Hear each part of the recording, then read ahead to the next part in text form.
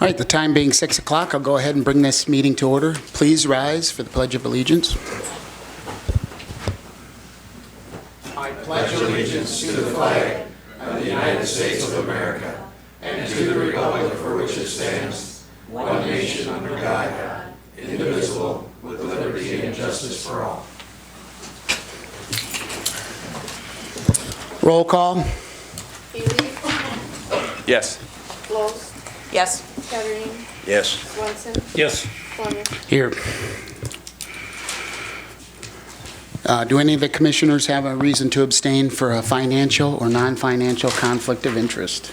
No. I do not. No. No. No. All right, next item on the agenda, item number 4, approval of the agenda. I do want to add something.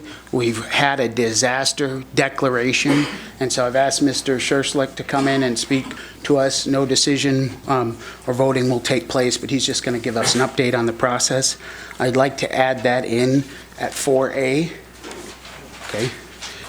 And I would also like to delete item number 8. Any other thing else to the agenda? Why you're going to delay? Well, I don't think that's appropriate for that statement. I'm on the agenda. Okay, it is my call. I don't think your statement is appropriate, Mr. Swanson. Well, I'm going to state it anyway because it needs to be stated. I I'm don't on think the that's agenda. I don't think that's appropriate. Well, I asked you to send me that before tonight's meeting. I got it a couple minutes ahead of time. I don't think it's an appropriate statement to make tonight.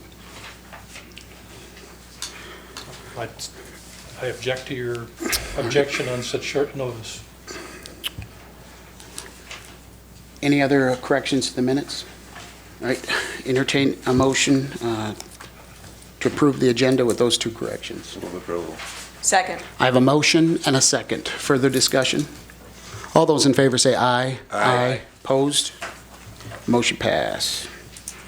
Next item on the agenda, item number 5, approval of the minutes of the November 5th, 2019 commission meeting. What's? You put Paul as 4A. Oh, I apologize.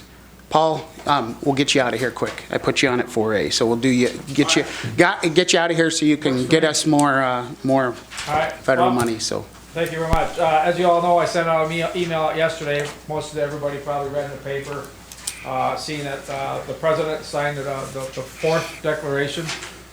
Yankton County was included both in the individual assistance and the public assistance for government or city township type damages. So as of right now, we put out a release of if you have had damage between the event period of September 9th through the 26th, there is an 800 number. We've handed it out to the media. I threw some back there on the table for the folks in the back, but it went out yesterday as a media release, 1-800-621-3362. Or you can go online to disasterassistance.gov to get registered. If you call 211 back when it all happened, you still need to call this number and get registered. If you want to wait, they are looking at opening up a DRC or a disaster response center, a disaster recovery center back at our office again in the next couple of weeks so that people want to do a one-on-one. But with the declaration coming in effect, it actually opens up a whole lot more things. You know, you'll see where there will be state offices coming in, Department of Health, Department of Housing, FEMA folks there, SBA will be there, Small Business Administration, to set up. So if you have, if you want to wait, but if you also want to register and get the process started, once you get registered, they'll send somebody out and start looking at your damage and going over, the inspectors and all this stuff. Kind of like what we did in March. We're getting good at this. But right now, if you called 211 or if you were in doubt back then and didn't know, and you still can call in the 800 number or come in and see somebody when the event or the center is opened up. Currently, we don't know when that's going to happen. I'm supposed to probably be seeing somebody coming in on Friday or Monday of next week to start working that process through.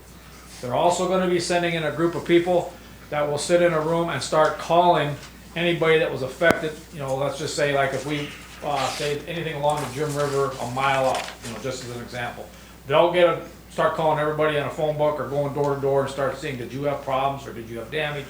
Making contacts with people like we did back in March when they went along to Myron Creek and went all the communities that had damage.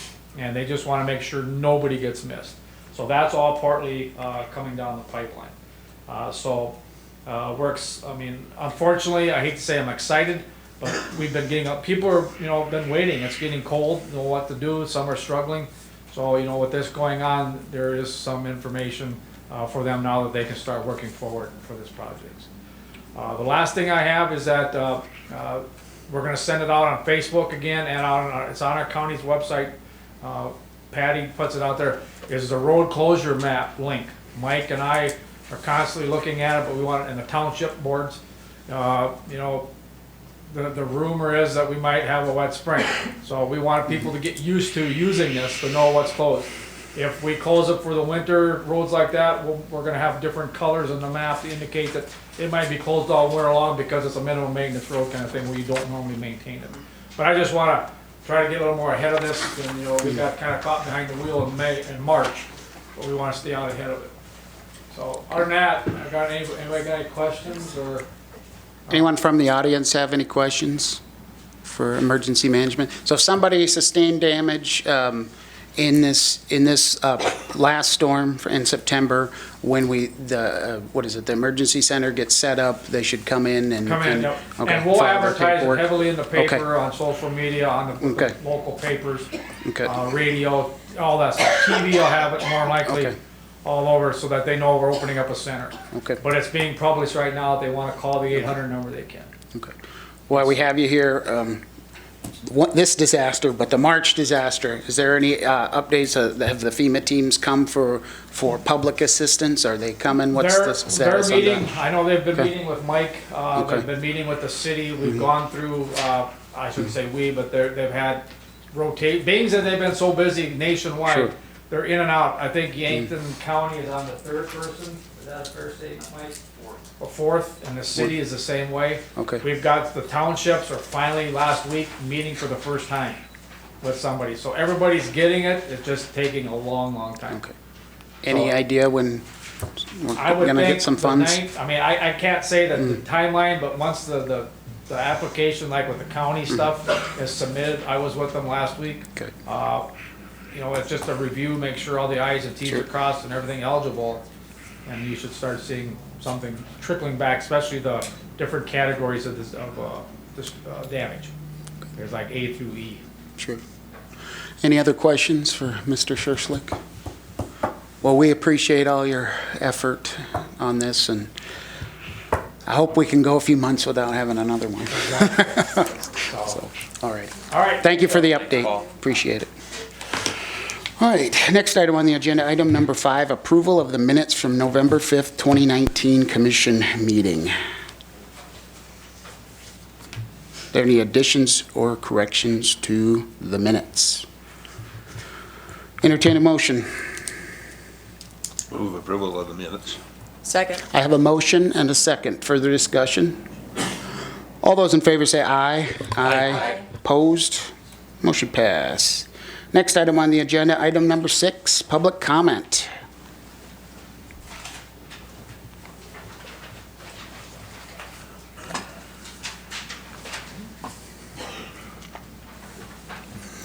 Thank you.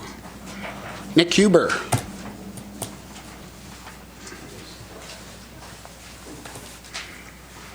And this is generally reserved for items not on the agenda, so if you want to speak on an agenda item like the road task force or anything like that, we can allow you to speak at that time. But if this, okay, so we can allow you to speak on that time, and then Jason Selchuk,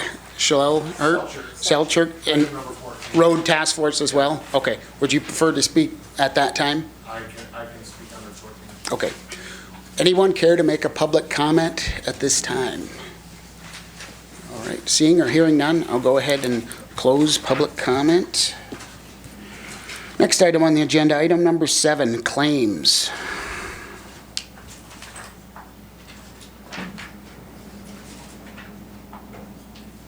Any questions on the claims?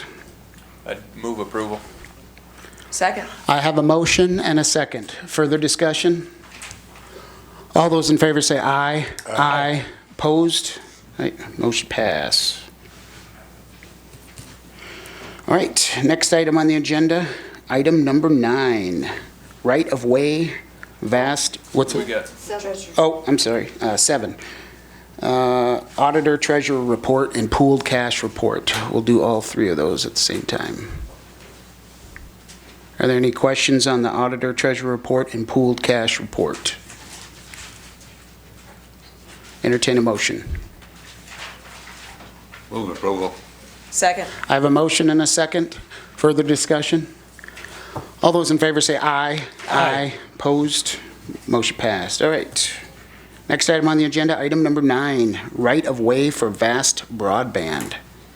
Mr. Sidladchik, welcome. I know in your commission package there's 2 of them that it's actually a duplicate. What it's for is directional bore underneath 303rd Street, 24 count fiber going down 447th, so I guess that's all it is. To pay their fee? Yes, well, I don't do anything with the check until it's approved, so. Okay. Any questions for Mr. Sidladchik? Any questions from the audience? Right. Entertain a motion. So move approval of the right-of-way.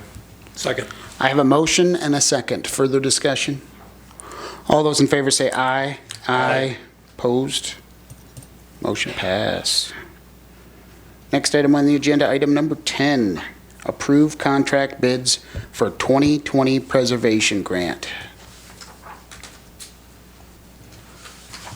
Thank you. Thank you.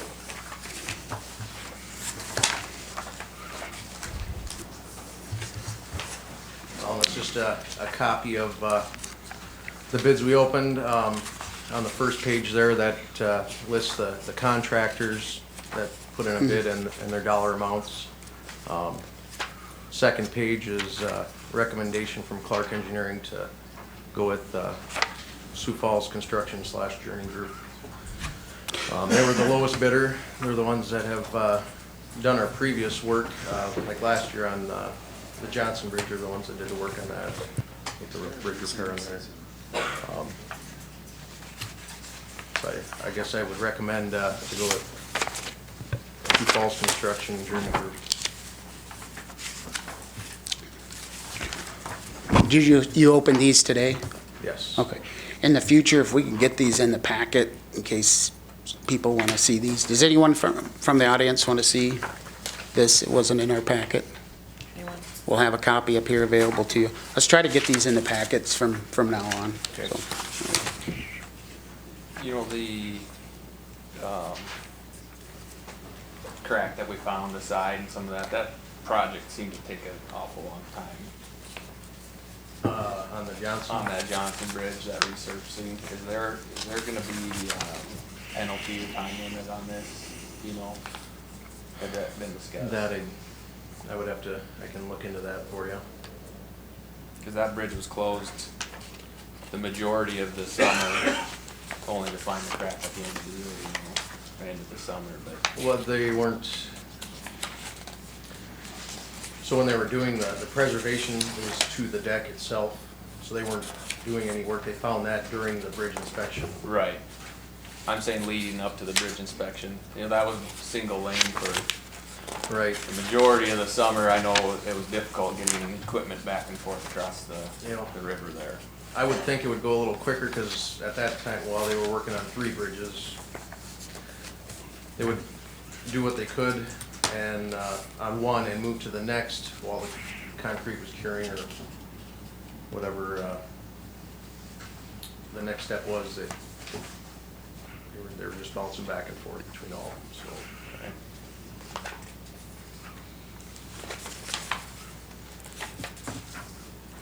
do you need this approved tonight, or it has to be approved tonight?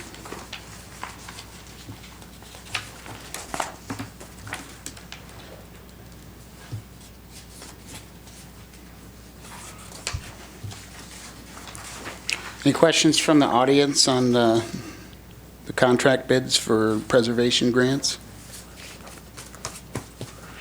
Okay. Any questions from the commission? So to entertain a motion?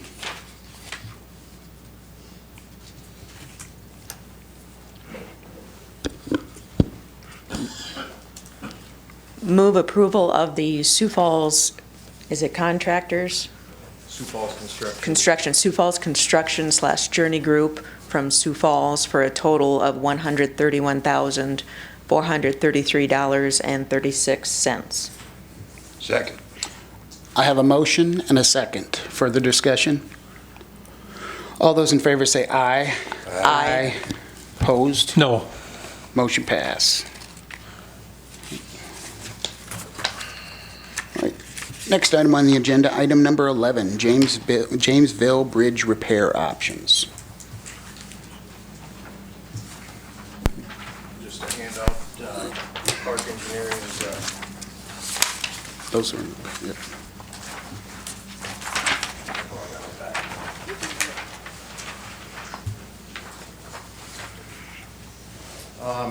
three different options right now for repair work on Johnson Bridge. Jamesville. Or, sorry, Jamesville. Jamesville. Bridge. Can you, before you start, why don't you just tell the audience and the public the situation with the Jamesville Bridge and how it happened to be and where we're at right now? The problem with the Jamesville Bridge is on the vent cap number 5, girder number 2, it'd be, if you were to go look at the bridge, you have your expansion joints, and if you were to look down on the girder from the west, second girder from the west, through the north expansion joint, you can see the crack. That's where the girder actually rests on top of the bent cap, and there's a crack on both sides all the way around what it is resting on.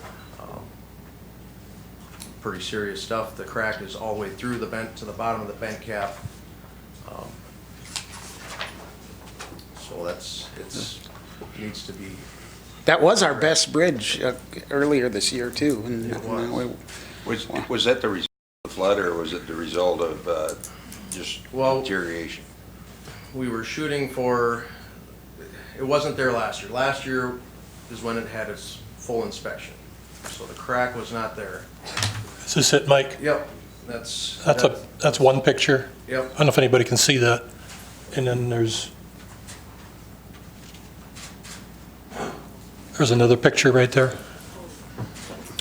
But, And that bridge is currently closed down out of Right. safety concerns. It hasn't the other been one. reopened. Yep. Okay.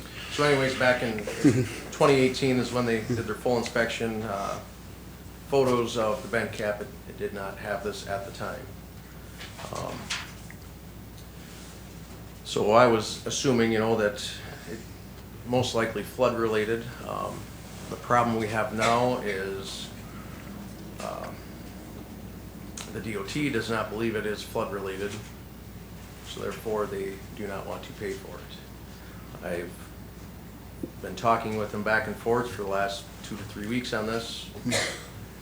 I had Clark Engineering talking to them, mainly because they're the ones that did the inspections, they're the engineers, they should know. What does DOT think happened then? Nobody wants to say, is it an overloaded truck, or is it just fatigue? Anything but flood damage. Yeah, basically anything where they don't have to pay for it, right? And it gets, well, that, and so everyone knows, that was the bridge that was fully submerged under the water, subjected to gigantic chunks of ice hitting it this spring, logs hitting it, all types of things that we might not even know hitting it, but. Right. So who from DOT, is there like a particular individual that is that their official report, or that it's not? I talked to ER in Pier yesterday, today, last week. that guy was talking to the people that came down and looked at the damages, and Okay, so they don't know what caused it, but they know it's not flooding. we tried. Okay. Mr. Chairman, can I show this to some of the audience while he's still up there? Yes, go ahead, Gary. Thank you. So is there, can we get a second opinion on, is this something we can get a second opinion on? Have we filed a claim with, through the damage in September that we? Right, Okay. yep. We did a critical finding report on that part of it. And like I said, I had the engineers, I had Adam after them. And what is Clark Engineering, what do they say about this? They, I believe they disagreed, just for Okay. the fact that it was not there last year. Okay. How does it just show up? But Crack of that Okay. nature. Yeah, exactly. So what's the process that we can contest the DOTs? Is there a pathway to do that? I mean, do we need to, are you aware, Rob, of anything? It was the DOT, are they engineers who did this, or are they certified engineers? You know, I can't answer if they're Okay. certified engineers, but I would assume, well, their bridge engineering division is up in Pierce, so Sure. Can we get a copy of that report? Do you have the that? critical findings report? Yes. And could Yeah. you email that out to the commission tomorrow? Yep. I'd appreciate it. Okay. All right, sorry, go, continue. I guess there's 3 options for repair on that. Number 1, remove the laminated concrete and replace with similar concrete. It's the least effective option, short estimate life, or repair life. Would be about the same price as option number 2, which is $150,000. Option number 2 is remove the delaminated concrete, replace with similar concrete, add steel plates to the top, side, and bottom of the bent cap for increased strength. This option would increase the estimated repair life of option number 1. Still won't resolve the root cause of the damage. Rough cost estimate would be $150,000. Option number 3, which I believe should be, if we're going to do this, we should go this route. Remove the delaminated concrete, replace with similar concrete, add steel plates for increased strength, add steel plates under the bearing to allow the bearing to move. Because right now that bearing, what it is resting on is not a movable joint. They're thinking this might have, Clark Engineering is saying that this may have contributed to this. Okay. And these options at this point is 100% on the county, correct? Because Right. the state is, as at least at this point, is refusing to help us with this. All right. Option number 3 would be the most reliable and effective option. Rough cost estimate to be around $200,000. Mr. Pauly allude to, other than short estimated life, medium estimated life, and a little more estimated life? Do they have any Number 3. timeframes? Well, timeframes, I mean, what's a short estimated life and what's, right, I see what you're saying there, but I have to agree with, if you're just going to chip out the concrete and put new concrete back in there without trying to do any improvements, you're gonna be right back to square one. So how long? Your guess is as good as mine on that, I guess. I could see number 3 being the best, you know, if they believe making it, the bearing able to move will help prevent this, then I could see that, you know, because you have all that pressure down in the one spot. Can we do anything with FEMA on this? You know what, I was questioning that. I don't know how that works, because the state ER money, it's actually FEMA money, it just goes through the hands of the state. But I am going to check into this before I totally delete that option. And it's because it's an FAS road. Right. It's a federal aid on the secondary system, so it's kind of under a different category of its own, Right. which if it wasn't, we wouldn't have this challenge. See, and the FAS stuff is kind of funny, just like south of Vollen, the corn stalk, the debris removal. ER will not pay for that, but FEMA will. So then I was able to put that under FEMA instead of ER, even though that is an ER road. It's kind of goofy there. Okay. So, and the thing about this bridge is, we've got 4 of these big guys that we have been planning, hopefully to replace one every 5 years if we can make that happen. This bridge is not in the first 2, so that's already 10, 15 years down the road. If this was bridge number 3, that's 15 years we've got to make this bridge last, and right now it's closed. So, and this repair will not change the load limits on the bridge Right. from where it originally was, but if we Right. don't repair it, it drastically changes the load limits, Correct. which is why it's closed now, because we couldn't enforce that. I think I need to do some more research on this. And at the next commission meeting, we need to decide which direction we're going. That way, if we are going to do this repair work out of the county money, we can get stuff rolling. Because right now, we're sitting here spinning our wheels. Yep. Well, I'd like for you to think about the options for diverting traffic not to replace that bridge also as a possibility. that's something that we don't want to consider, but I think No. we have to do it in this situation. And what upsets me is we all know that this bridge received damage in the flooding. It was flooded for how long? And I really think the state is dropping the ball on this and is not treating Yankton County right. And I want that report, and I whoever is on that report, I think needs to come down here and address us and explain to us how this wasn't flood damage. Because I've personally seen large chunks of ice hit it and huge logs hit it. And to say that that had nothing to do with this is absolutely ridiculous. And to leave this on Yankton County's lap is just not fair. And it's not right either.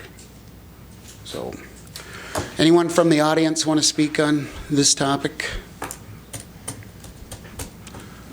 All right, I'll go ahead and close. One. Oh, I'm sorry. Patty, come on up. I'll give you 3 minutes. State your name for the record. Welcome. Patty Gramco. I guess for Mike, will option 3 fix that bridge? That's Clark Engineering's recommendation on the best fix. And then, does anybody have any ideas on how to put some pressure on the engineering department or whatever? I mean, a crack that size doesn't just automatically appear just because of no reason. I mean, I'm thinking very little like letter writing or calling. I just don't know. It seems ridiculous to me too. Is there anything that we as the citizens of Yankton can do, Yankton County can do? I don't know. I would say one of the commissioners can politely call up, because we always have to remember. Exactly. It's never a good idea to be at odds with the state. So we can certainly investigate why. Well, I think this is a case where we need a second opinion. And has Clark Engineering completed their report on what they feel caused this? Because I'd like to see that in writing on what they feel caused this. How long was this bridge underwater? It was underwater for a better part of a month at least. It was underwater, in March as well, was it not? I think the water was up against it. I don't know if it was, I don't think it ever went underwater like this. Okay, and when was it last inspected? 2018. 2018. So like next year it was every other year. So I think this is just yet another reason we need to be moving toward annual inspections on all of these James River bridges. If we look back, look at the situation we had with Johnson Bridge. Look at the situation we had with Stone Church. Look at the situation we have with this one now and with Fleegs. We are living on borrowed time with these bridges. This was our best bridge a couple months ago, and now it's our worst bridge. And I feel we need to start doing annual inspections on these. And Clark did go to bat for us. Adam included me in on Sure. all the emails, so he was fighting for us. So Yeah. Clark, not to totally stick up for Clark, but they are, Yeah, I they're on our realize that. side. Well, I'm disappointed in the state, I guess, on this one. So, I guess I don't feel. My personal thought is I don't even want to vote on this yet until we know more about it. Because if we start fixing before we appeal to the state, I mean, then we'll probably be stuck with the whole amount. And we also need to consider. I was up at the James River Water District last week, and there's historic amounts of water in the river already. Ground saturation is near 100%. What happens if we fix this and it gets flooded again in a couple months and gets knocked out? We can't afford to put $500,000 into this bridge, especially if the state isn't willing to help us when it gets damaged. So that needs to be part of our thought process here too, is it gonna be under the water again in a couple months? So, you don't need a decision on this tonight? No. What do the other commissioners feel like? Do you guys want to make a decision tonight, or we want to put it off till the next meeting? We should put it on the agenda for next meeting. Yes, can we do that, Patty? Okay. Let's do that, and then, Make a decision though, next meeting. yeah. Well, I would As long like, as we have all the information, I guess, Yeah. but, I would like the report from the state and the report from Clark Engineering, and then I'd like to be able to talk to somebody on their reasonings why they don't think this was caused by flooding. I'll get that emailed out to you guys tomorrow, and then I'll get you a phone number, so. Okay. And then, I guess any more on that? All right, tomorrow, we'll be starting with Pullman Construction on Fleegs Bridge. We're going to start working on that scour hole. He hauled out his dozer out there today. Anyways, tomorrow we'll be hauling clay there. We're gonna be building a road on that southeast corner down to the scour hole. We're not going to totally fix the scour hole, we're just trying to armor the embankment there so we don't lose the bridge. Because right now, the bottom, or the river's in the bottom of the ditch already, so we're getting closer than I'd like to see. And then Monday, we're thinking, I'll know for sure tomorrow, but Monday we're thinking we will start rip wrapping that. And we will have to close the road, and talking with Pullman, it'd be from the hours of roughly 7 until 5. Okay. Hopefully we can get it knocked out in a day, so. Make sure you publish that in the newspaper or something, so Right. folks can take an alternate route. Alrighty. Any other questions for Mike? All right, we appreciate everything. Thank you. Thank you. All right. Next item on the agenda, item number 12, raising money for roads. Request for motion of support, Mr. Robert Gleick. Welcome, sir.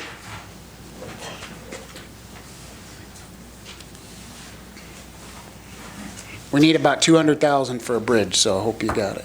Well, We accept checks. depending on how much you guys help me. My name is Bob Gleick, I lifelong resident of Yankton County. Last week, I sent a copy of this letter to our representatives, and the board has a copy of it too. This is for those who don't know, I'm gonna read the letter to you. I sent it to the state representative, Ryan Schwach, Representative Gene Hanoff, State Senator Craig Kennedy, District 18. I am writing to you today to ask for your assistance and formulating legislation for the upcoming session. I am proposing a 5 cent per gallon fuel tax at the retail level to help counties raise funds to repair roads, bridges, and infrastructures. Counties are cash strapped after this year of flooding and have a backlog of bridges that need replacing. Granted, there are state and federal loans grants available. There is a co-payment required for that the counties simply do not have the funds to pay for. My suggestion of a 5 cent fuel tax is to place the burden of the cost of repairs, replacements of our roads and bridges on the people that will actually use them. For example, the person that drives more miles, thus puts more wear on the road, will pay more than the retired person whose main use is to go to the grocery store, their public meetings, or coffee shops once a week.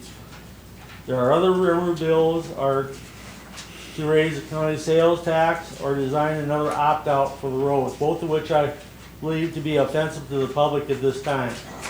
The fuel tax, since our county is a tourist destination, would also be paid by outsiders that stop by to buy gas on the way through. Since tax would be part of the retail price, they would not know they're contributing. I hope you will give this idea a considerable amount of thought, and I thank you for your time. Bob Gleick, Yankton County resident taxpayer, end of letter. Basically what I'm suggesting is a 5 cent sales tax at the retail level instead of an opt-out, or I think one of the deals is they're talking about a half-cent sales tax increase for the counties to raise funds. At 5 cents, and these are, it's not a perfect formula, but I like it easy because it's easy for computation. If the average person buys 10 gallons of gas a week, at 5 cents, he's paying 50 cents toward our road tax. That multiplied by 52 is $26 a year. That's one individual. If we have 1,000 individuals paying that $26, we raised $26,000 for our roads, which I believe is what you guys came up when you went through the budget process by cutting out money from other resources. And I know those people weren't happy about it. We know it's going to be more than 1,000 people donating to this fund. Just the population of Yankton alone would pay more than that. But it's more money than we have now. And every little bit helps. Of course, you know, during the legislation, the sessions between the committees and the floor debates and all that stuff, we may not get 5 cents. Maybe you can get more. Everybody's had this problem this year, you know. But just standing still, we're losing ground. We gotta do something. I spoke to one of our representatives, and he kind of met with reservation on it. He didn't know if we could get it through this year, but he thought they might be able to get a study for it, like they usually do when you have an idea. The Democrat give it to them so they can make it a Republican idea when they bring it back through. So let's hope the process works. Basically asking you is for this county commission to give me a resolution of support for this process here, and talk to your other Cole County representatives, pass along and see if they're interested in help too. Thank you for your time. Thank you. So you'd like us to write up a resolution and pass it, or would you just like a motion of support, like, because we'd have to do a resolution that would probably take another meeting, so. Reschedule it, right. Sure, so we can't, Basically, right now, I'm just asking for the resolution of support. If you would like to pass one later on, okay. that's your option. You just want a thumbs up or thumbs down Right. from the commission? Okay. Any questions for Mr. Glegg? Well, I guess I applaud you thinking outside the box. I mean, you realize, like we all do, that we have to do something, or we're just losing ground each and every day, so. I do want to say one thing. I believe in there you alluded to that the county has a sales tax. We don't have a sales tax yet. No, there's an option for a half-cent sales tax that they're asking to put in a Yep. bill. Yep, and it's very narrow. Right. It's not a general sales tax they're asking for. They're asking for something that would be put into a fund to rebuild jails, courthouses, and government buildings, and that's all it could be used for. So we couldn't use that money for roads. Correct. Because the legislature, how many years ago, Don? 4 or 5 years ago, SB1 passed so that we can levy taxes, property taxes. And when in that bill, I think they increased the fuel tax. And part of that fuel tax that the state increased, that the state took, is where our bridge improvement grant fund came from. So their argument back, and I'm just arguing the other side for your information, will be, well, we've already done that, and we already gave you some. And every year that is supposed to increase, and of course we have to competitively compete for that as well. The other thing about a gas tax that I perceive being a challenge in West River, or I shouldn't just say West River, the small populated counties will vote against it. Because you just said 1,000 people, that's about what they have, is $26,000. Whereas the city of Sioux Falls and in Minnehaha, with 250,000 people, that's a lot more money. So the big areas will vote for it, the less populated counties won't, and that's where our representatives and senators run into a challenge trying to fight for things like that. I'm not saying I'm for or against, I'm just saying that's what I foresee being discussed. Well, and the same thing I'm looking at, this legislation hasn't been written yet. So there's you can have plenty of public debate on it. If those counties don't want to have it, they don't have it set up so they don't need to. Simply for the one county, make it an option for the counties that need it and want to support it. And like I said, that's all part of the legislative process. When you get up the pier and start watching around there, you wonder how they get anything done. All the committees they have back and forth and whatnot, but we got to make a step forward. And just for people to notice, our local gas station chain in town here has raised gas by 10 cents here in the last 2 weeks. Of course, that's in anticipation of the holiday season coming up. But we're not getting any of that money. So a nickel, like I said, it's arbitrary. You could turn around and make it higher or lower, but anything will help. Thank you. Thank you. Continuing to elevate the concern of county funding and roads is anything we can do to elevate it, whether it's a fuel tax or other options. I appreciate you sending it up there. Thank you. Thanks, Bob. Anyone from the audience care to speak on this topic? One thing I am going to add, we do have an 8-county meeting tomorrow, and we can certainly mention this to our other That was kind of the reason I wanted to know. 7 counties. Okay. Anyone from the audience care to speak on this topic? All right, seeing or hearing none, back to the board. Does anyone want to make a motion? I think you need just, I think you just have his the approval to help him go on with it. Okay. Anybody have? Just show that we've got his support, I guess. Yeah, We support him. absolutely. Do we want a motion to affirm that we support it? Or he's said he's looking for us to do a resolution, so is that something we want to do, something we don't want to do? Can they just make a motion to move, for him to move forward? Yeah, show us support. Okay. Someone want to make that motion? Yeah, I'd make a motion that Yankton County shows support for Mr. Gleich and his efforts for raising funding for county roads. Is there a second? Second. Motion and a second. Further discussion? All those in favor say aye. Aye. Opposed? All right, motion passed. Thank you, Mr. Gleich. All right, next item on the agenda, item number 13, ambulance task force discussion. Commissioner Loest. Well, now that the road task force is about done, after tonight we'll either accept or reject that. Time to move on to the ambulance department. There's been concerns over the summer raise during budgeting that the ambulance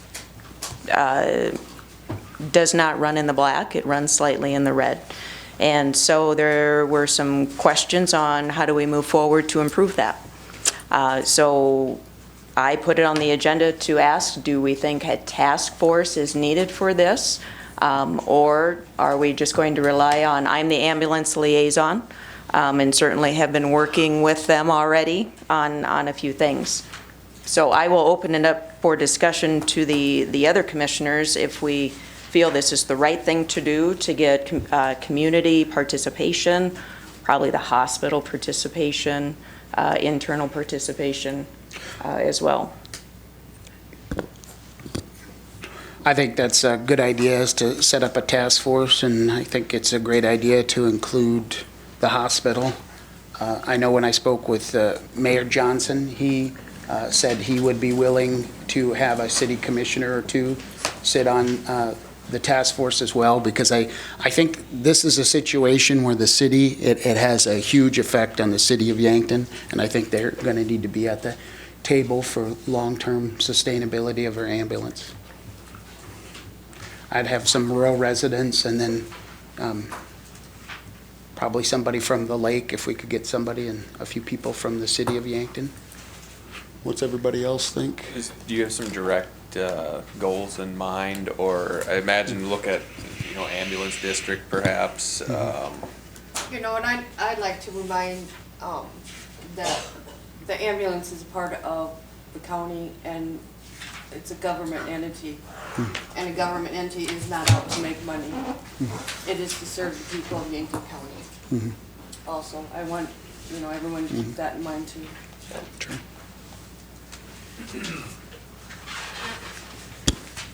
Yeah, I think a big question is, it was brought up, should we create an ambulance district? I know this whole discussion has been happening in Sturgis and Meade County. They're kind of the opposite. Sturgis runs the ambulance. Meade County does not give them any funding. And they tried at least once to create an ambulance district, and it failed. Very close. But there are, off the top of my head, if I remember right, 14 or 16 ambulance districts across the state of South Dakota. Most of them are in your smaller populated areas where they have a lot of volunteer folks who service those ambulances. In the larger cities, mainly it's the city or the hospital who operates the ambulance service. My goal is not to make this a for-profit. My goal in this is to have a discussion on how do we best serve the entire county without these nitpicking questions of who should be responsible for what. I think it's time to put that to bed. I get tired of that discussion over and over. This is about the people of our community, and we have to pay for it somehow, whether it's on the county's books, or if it's on the city's books, or if it's on an ambulance district book.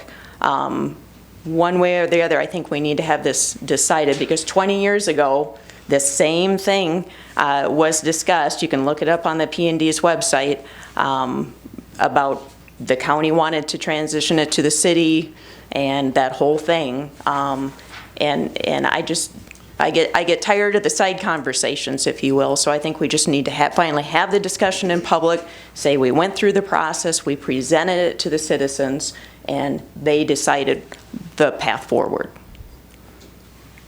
In a nutshell. Well, and I think we also need to look at long-term sustainability of an ambulance system. And if you look around the state in places like Aberdeen, and there aren't a lot of county ambulances left because they can't afford it anymore.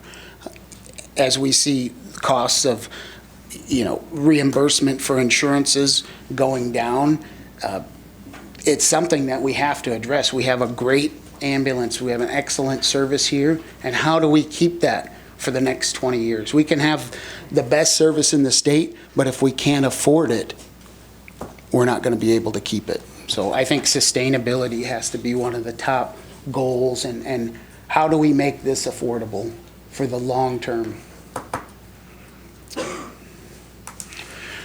Anybody else like to speak on this? Anybody approached our local hospital if they'd want to be Yes, interested? yes. I've spoke with the CEO of Avera, Mr. Eckeren, and he wholeheartedly wants to be a part of this discussion and has offered us a support, which I think is very encouraging. Good, thank you. Anyone from the audience like to speak on this topic?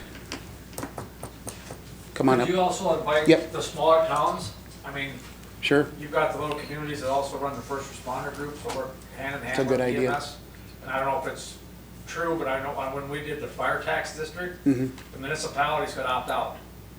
So, I mean, if Mm-hmm. you want everybody to be part of it, I think you need to include everybody in that aspect. That's a great point. Thank you. All right. Did anyone want to speak on that? Steve, did you want to say something about this? All right, you're hiding back there, so, all right. I think it's a good idea to get those side conversations done, because we do have a better outstanding. I knew you couldn't resist. Come on up, Steve.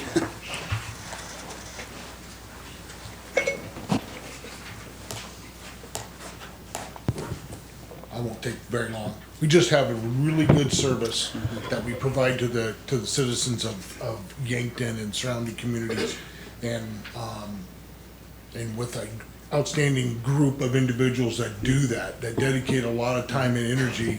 And I think that the way you presented that, Sherry, will be a benefit to them, and so that there's not a lot of questions that, around the water cooler or at our department coffee pot, about what this is about. Why are we having these conversations? Why are there people kind of talking things on Facebook, and which is kind of morale, breaker. So anyhow, I think it's a good idea. Steve, Who said that? Oh, I did. Yeah, I'm sorry. I just want to mention, a while back you had some health problems and, you look 10 years younger right now. Well, thank you. Yeah, Thank you. I appreciate that. Yeah. Thank you. To tag off what Paul said on the laws, there are a whole set of ambulance district laws that almost exactly reflect the fire district, although the fire district, I think you have quite a few more. So you're welcome to go out to South Dakota Codified Law and read up on those as well. Did anyone else from the audience care to speak on this topic? All right, seeing or hearing none. Back to the board. Did you have something, Don? I'd maybe invite somebody from the behavioral health services That's a good point. to be involved. Okay. How large of a task force of people were you thinking for this? Well, let's look at who we've listed here. The city of Yankton, the hospital. If we do the small towns, what does that add? 1, 2, 3, 4, and if we include Irene, that would be 5. I don't know if we include Irene or not. So I'm going to count them anyway. Portion of Irene is in here. Portion of Irene is. Yeah. So that's 7 there. Behavioral health would be 8, and that's before we ask for folks from at-large. You know what? Everybody on that list doesn't have to be part of the task force. I think they at least need to have buy-in or be, Yeah. part of the discussion, but they don't necessarily have to be part of the findings. I think if we had maybe 1 or 2 people represent the small town interests, that might suffice, and then somebody from, say, Utica or Lesterville could certainly come in and give their input on what they wanted to see. And like Mr. Scherschlik said, we could have the local fire departments in those areas who deal primarily with a lot of that. They could give us their input on what they'd want to see. I think it should be, we got to be careful not to have it too large as well. I'm thinking, 7? Yeah, for the People road, would we be- had 5 community members, and then Don and myself and Mike, so that was 8. So for this one, 5 to 7, I would say community members, and then myself as a commissioner would be fine. I'd be fine with it being your call on how large you want that group to be. I mean, I would help you with that if you wanted another commissioner on there. So, is the plan to try to advertise this year yet, or wait till next year? Yep, I would like to start meeting in January after the holidays are over and everyone's recovered by Okay. then. So I would advertise and start soon, and maybe the second meeting in December, we could pick the people. That gives, what is 4 weeks? Okay. And then, I guess, if we do some backwards planning, when would you like to have the report ready for the commission? I mean, how long do you want this to last? 3 months, 4 months, 6 months? What is your thought on that? 3 months at the most, So, because then spring rolls around and we tend to get busier in the spring, so winter is so a a good time. March, a March deadline for the report, does that sound reasonable with everybody? March timeframe? Okay, I'd be fine with that. We need a motion to have Commissioner Lowe set that up, or? Okay, We'll make a motion when we approve okay. the folks. If nobody has an argument, I guess I'd say Commissioner Lowe, go ahead and advertise and set this up and start your meetings. And at the next meeting, could you have the goals of the task force for us, so we know before it begins, or did you have those written down? How we did the road task force was the first meeting, the people on the committee set the goals. Okay. Because then they have a little more ownership in achieving Sure, those goals. Sure. Well, I think So- we should get some direction from the commission on what we wanted to see, like I had sustainability and things like that. So I think we should have a few goals from the commission, and then I don't have any issue with the task force themselves setting their own goals too. But, we should give our overall guidance, and the task force, I think, could fine tune it. But I think we should have some goals from the commission and some directives first, so. I guess what do we have so far? I guess my biggest one is, long-term sustainability for the ambulance. That's something that I would like to see, and I think we all agree. Is there any other goals anyone from the commission would like to add? You gotta have high levels of customer satisfaction. Yeah, high level of care, yeah. Joe, did you have anything? No, not, I mean, that's kind of what Gary, we discussed, I guess. Did you have anything you'd like to add? No. Okay. I guess I would agree with those two goals, and any other goal that the task force would like to add, I would be fine with, so. Easy, so. Anything else on that? All righty, moving on.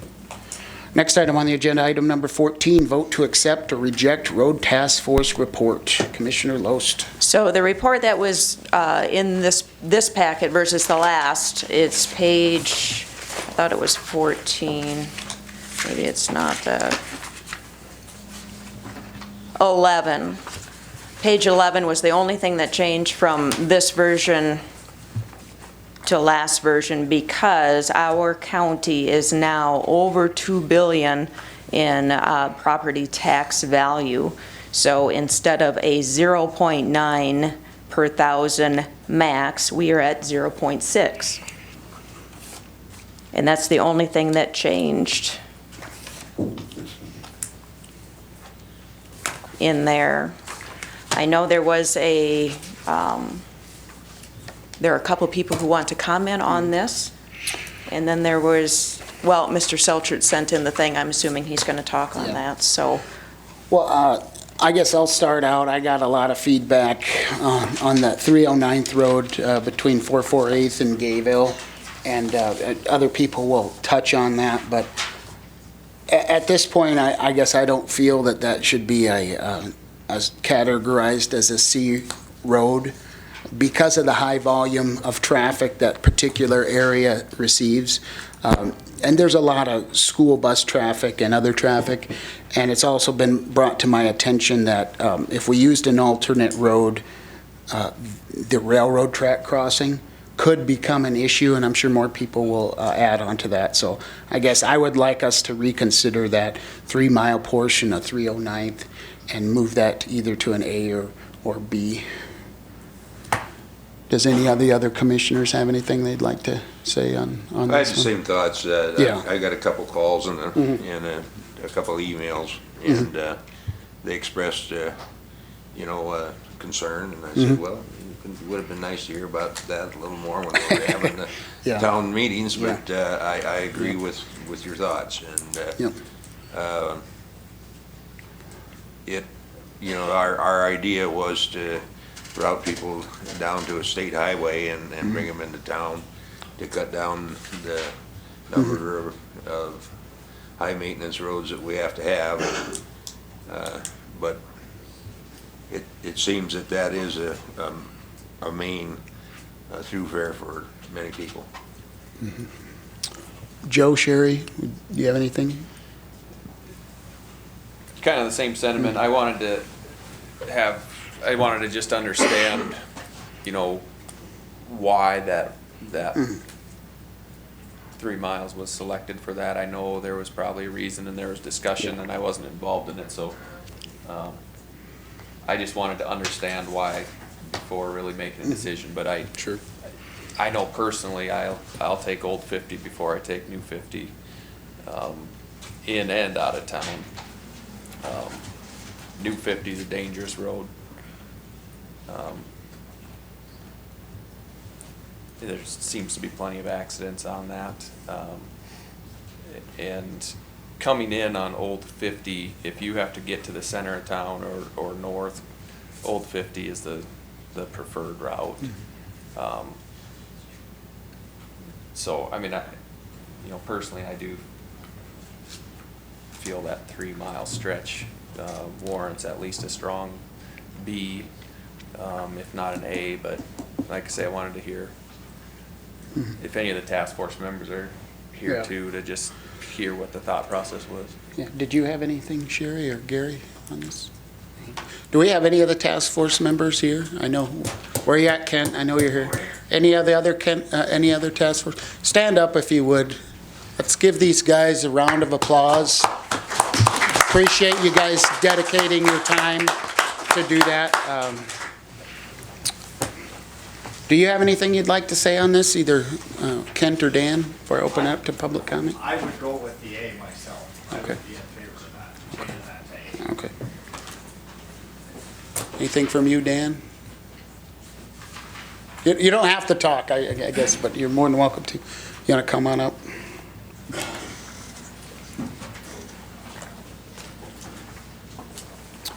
Welcome.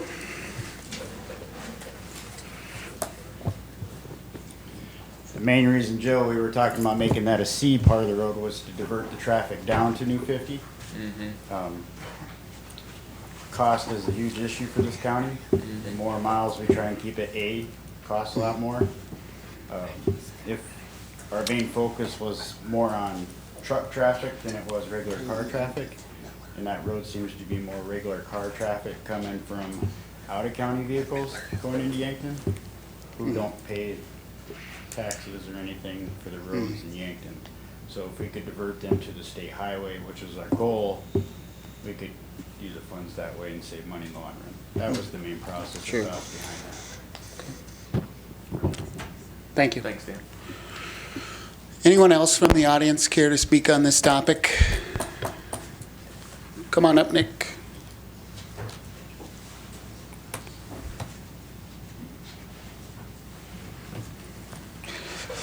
Welcome, Mr. Huber. Nick Huber. I just wrote a little thing. My grandpa always said that the Yankton County Commissioners only care about the lake area and the city of Yankton. The rest of the county is there to collect taxes for your guys' pet projects. Now I can see that many years down the road, after watching many meetings and reading your guys' minutes, even the previous commissioners.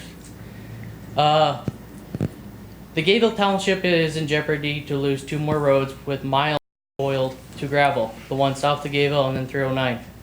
We just lost a busy 1/4 mile stretch of oil that turned into gravel within the last commissioners.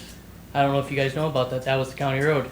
Busy road. We had a major road that we had turned into gravel too. Now you guys want to do it again. It makes no sense. I'm on the town board for Gayville. I'm on the Gayville Fire Department. I'm also a citizen of Gayville, and I also have a family farm on that road. I can't think of any logical reason to turn that into gravel. As you say, it's common sense to keep it oil. If you guys do turn it into oil, us Gayville Volun area citizens aren't dumb. The next thing you'll say is, there's less traffic on that road, let's turn it into gravel from Mission Hill going east.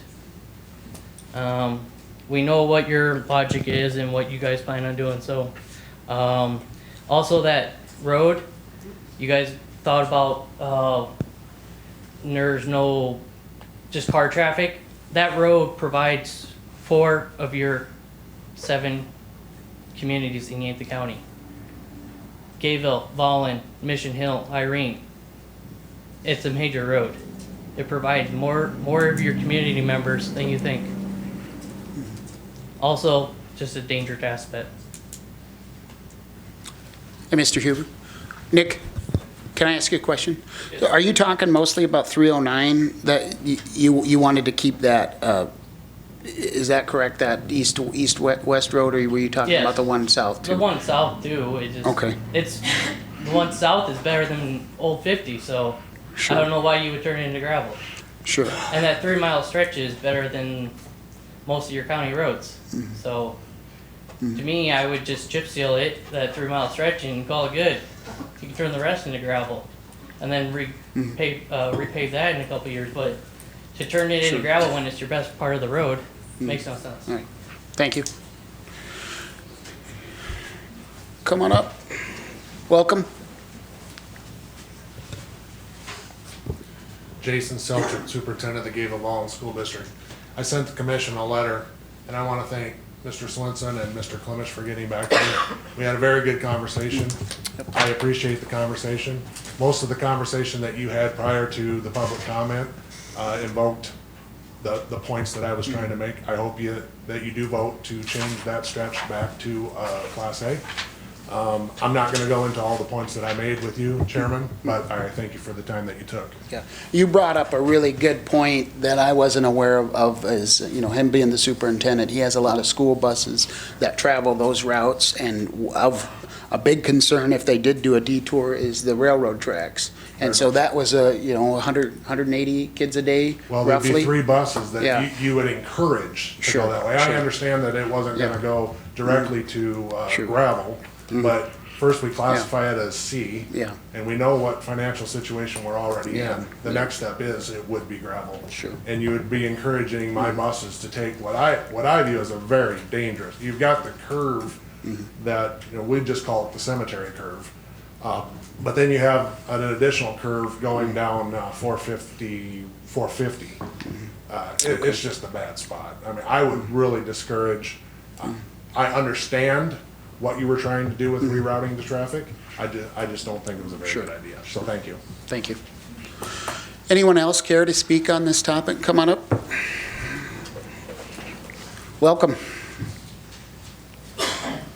Howard Cottle, just a Gayville citizen, Chairman Clemish, and Road Task Force Commissioners Kettering and Lowe's. Again, commend the job you do. We just ain't up here to spend 8 months trying to do what you think is right for the county and the highways that are in the county.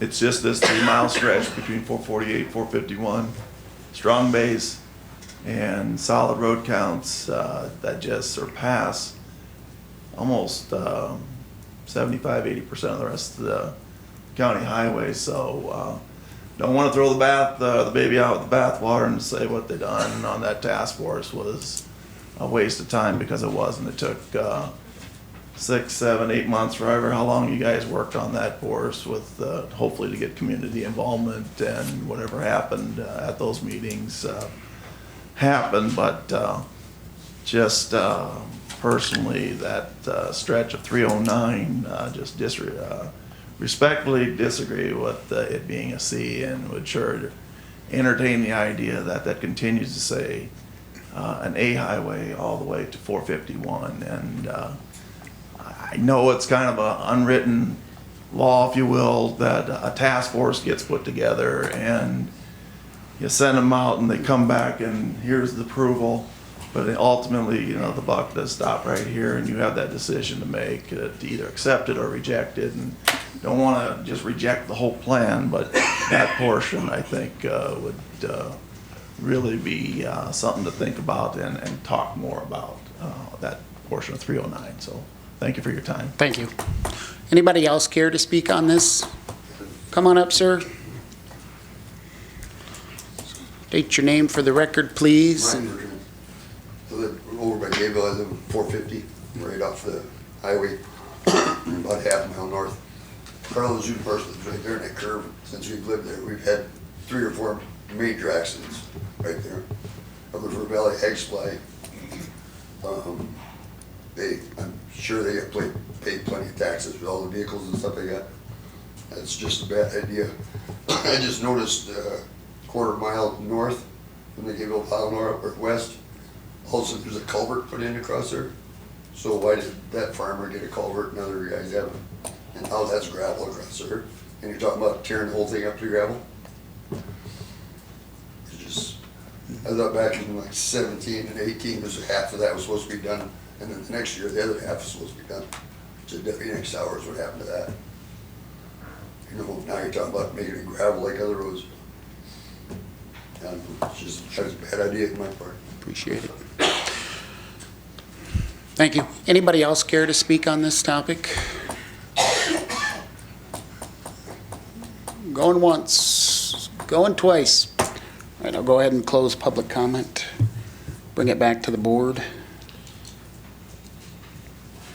Don, you got something? Well, You're pointing at me, so I first of all, I think as we went through the task force, we talked about things change over time, and you know, maybe 5 years from now, one of these main roads will not be an A road. It will, the flow of traffic, the demand to get to the marketplace or to do whatever may change.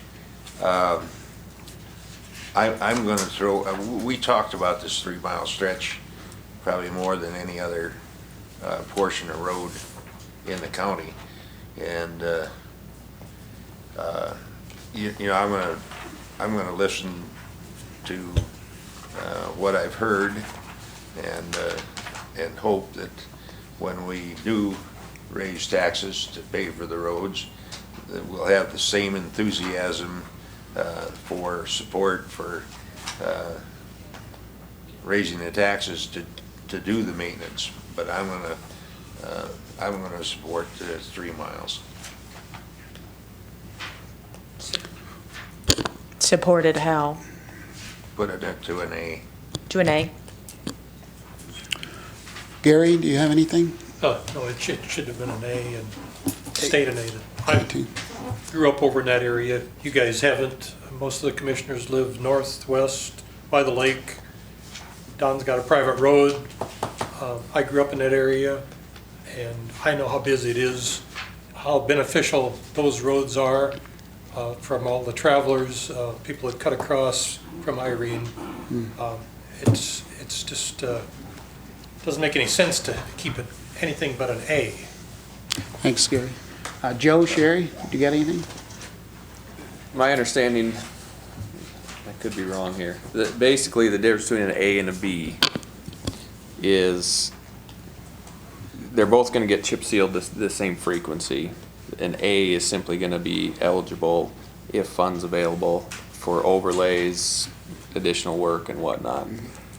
So what I would probably propose that we, reflect in the notes or the findings, or, and I'm sure the people sitting here are going to go for option A, but that it's labeled an A, and at such time funds are available for an overlay, there's a traffic count study or some sort of study done again to see if that portion still warrants it, and that might actually go for any A road prior to, an A road might be 15 years out before there's funding for an overlay. We aren't even close to being able to finance the road program that we've got in front of us for roads and bridges. Right. It's not even close. So, and that's what I guess my point is, or what I'm getting at is,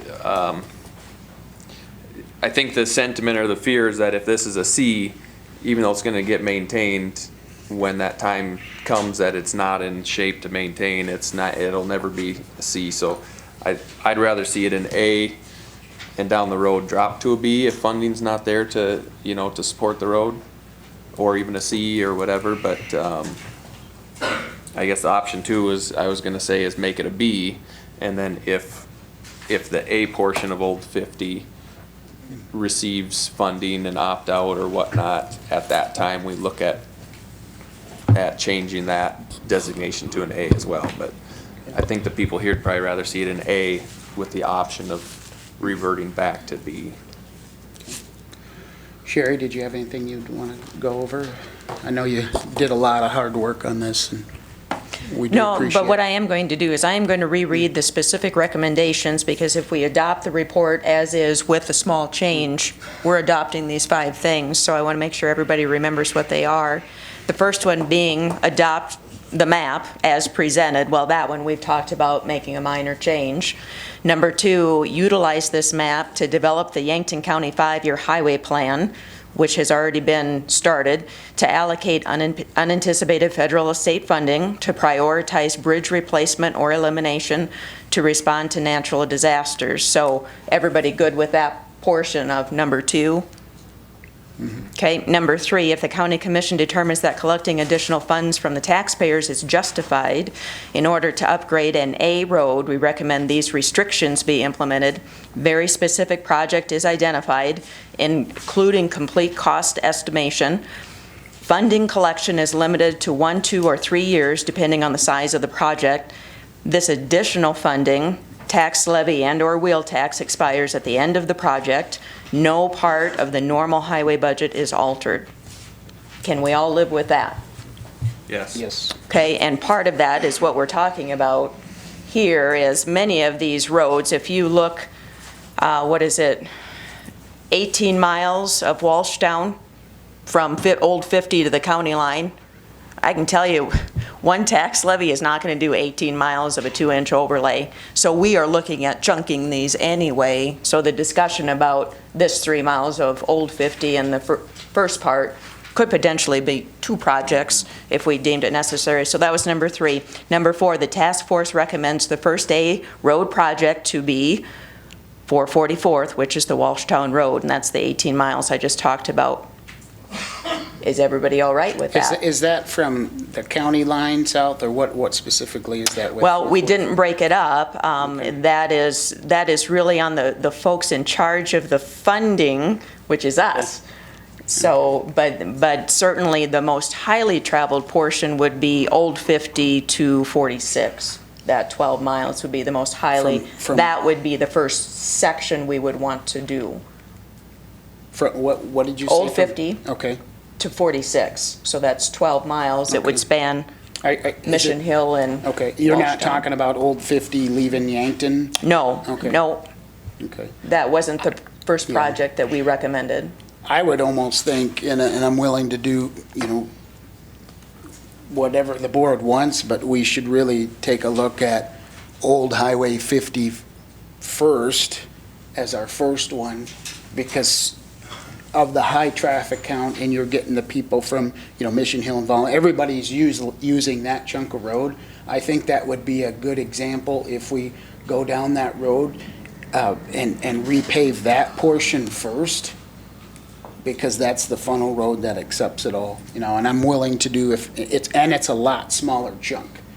Because if people, success breeds success. If we do a small, 3-mile chunk to 444th, people see that it's a nicer road, then they may be willing to spend more money on our roads. I You're guess talking Old 50. That where? one was already done. From where to where? Well, I mean, I maybe 444th into town, or Old 50 from 444 to 448th, one of those roads as our first. Instead of saying, an 18-mile chunk, that's a huge task to take. I would rather have a small 2-3 mile section that we tackle first, so people can say, this is a lot nicer road. Could I make a suggestion yes. here? I don't think tonight with our agenda is Sure. the time to debate number 4. Okay. So if we adopt the recommendations, I would suggest adopting it without number 4. Okay. It's a recommendation from the task force. Okay. And if we do move down the path to ask for a tax levy, that is where we need to have a more dedicated, Okay. in-depth discussion of what is I can live with right. that. So, so as far as number 4, maybe tonight we can adopt without number 4. Okay. It stays in the report, we just don't adopt the recommendation. Okay. And then the last one, number 5, the corridor roadmap should be reviewed every 5 to 10 years to ensure it aligns with business development and addresses changes in funding sources, and that's what Don talked about earlier. What is good today might not be good in 5 or 10 years. Okay. I can agree with that. Yeah, and the Walshtown Road, we got a lot of feedback at our meetings on that road, and it totally changed my opinion of the importance of that road in the county. There were a lot of people that were in support and had very good reasons for that being a kind of a priority. I understand your point too, Dan. Yeah. I think the traffic counts that Sure. show that there's more there. Yeah. But anyway. I'm that's fine open with for it. discussion I'm fine if with and when there's with funding too, fine-tuning so. it later, yeah. I just hate to have a huge 18-mile stretch. I mean, that's a Yeah. big, that's a big project to tackle. Yeah, and I would just like to say, all those of you who contacted the commission and called us, thank you for doing so, because we need input from the public. I know when I talked to Mr. Selchuk, he changed my whole opinion on this and the importance of it. So thank you guys for your public input. We need that from you guys, so I appreciate that. Yes, sir. I was gonna say, if you guys want to fix any part of Old Highway 50, it would be from 448 to 446. 448. That is horrible. Okay. Towards the gate of Long Mile, not that bad. That 2-mile stretch is terrible. Thank you. Thank you, sir. Wasn't the road from Yankton? If you're going to talk, you can talk, come on up here. Entertain a motion to reopen public comment. I was just gonna ask a question. No, I got to reopen public comment. Entertain a motion to reopen. Second. Motion and a second, further discussion. All those in favor to reopen public comment, say aye. Aye. Aye. Opposed? All right. Please state your name for the record. Chauncey Christensen. Wasn't the road, oiled from Yankton out to the WNX towers just 5 years ago? So you don't even need to do that. You don't wanna start at Yankton. Sure. Don't you just wanna start at Yeah. Town and go Okay. on? Okay. And they just ground up the road in front of my place just this week. And I was just gonna make a quick comment about the way they did that. They gravelled that clear last year, you know, so by the time they grounded up this year, the first 2 miles that they gravelled last year, there was hardly any gravel left on that. Between the snow plows and us just wearing it off and on all year through the mud and everything. So grinding that road did very little good. You put very little new base to that road. I bet there isn't well, actually, when we go by on a tractor, because we're only going 10 miles an hour, you could actually see little bare spots where it was clear back down. So you actually didn't add the 2 inches that you were supposed to add in those spots. And they did it the 2 coldest days of the last week, and most of their water that they were supposed to be packing with, a lot of it ran off on the side of the road, so it's not the best job. Grinding these roads up, in my opinion, is not working the way you guys want it to. It's just not a good idea. Thank you. Anybody else care to speak while the public comment portion is open? All right, seeing or hearing none, I'll go ahead and close public comment again. Did we need a motion on this then? Can I say something? Yes, go ahead. I just want to convey, I meet with a lot of people, and the words that I've heard is stop the grinding, stop the grinding, stop the grinding until we get money to redo these roads. A lot of people, not 2 or 3 or a dozen, but maybe hundreds have said, I'd rather drive on a road with some potholes than have you grind it up and not know if it's ever going to turn back to an oil road. So I just want to convey that message from many, many people.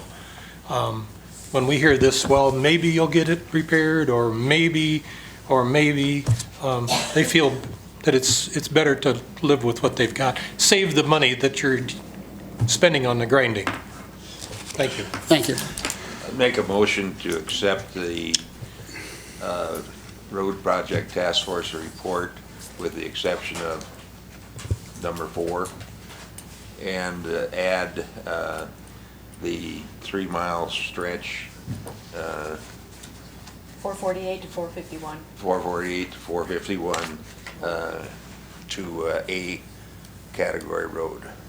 Second. I have a motion and a second. Further discussion. Roll call vote, please. Kettering, Yes. Clement, Yes. Swenson, Yes.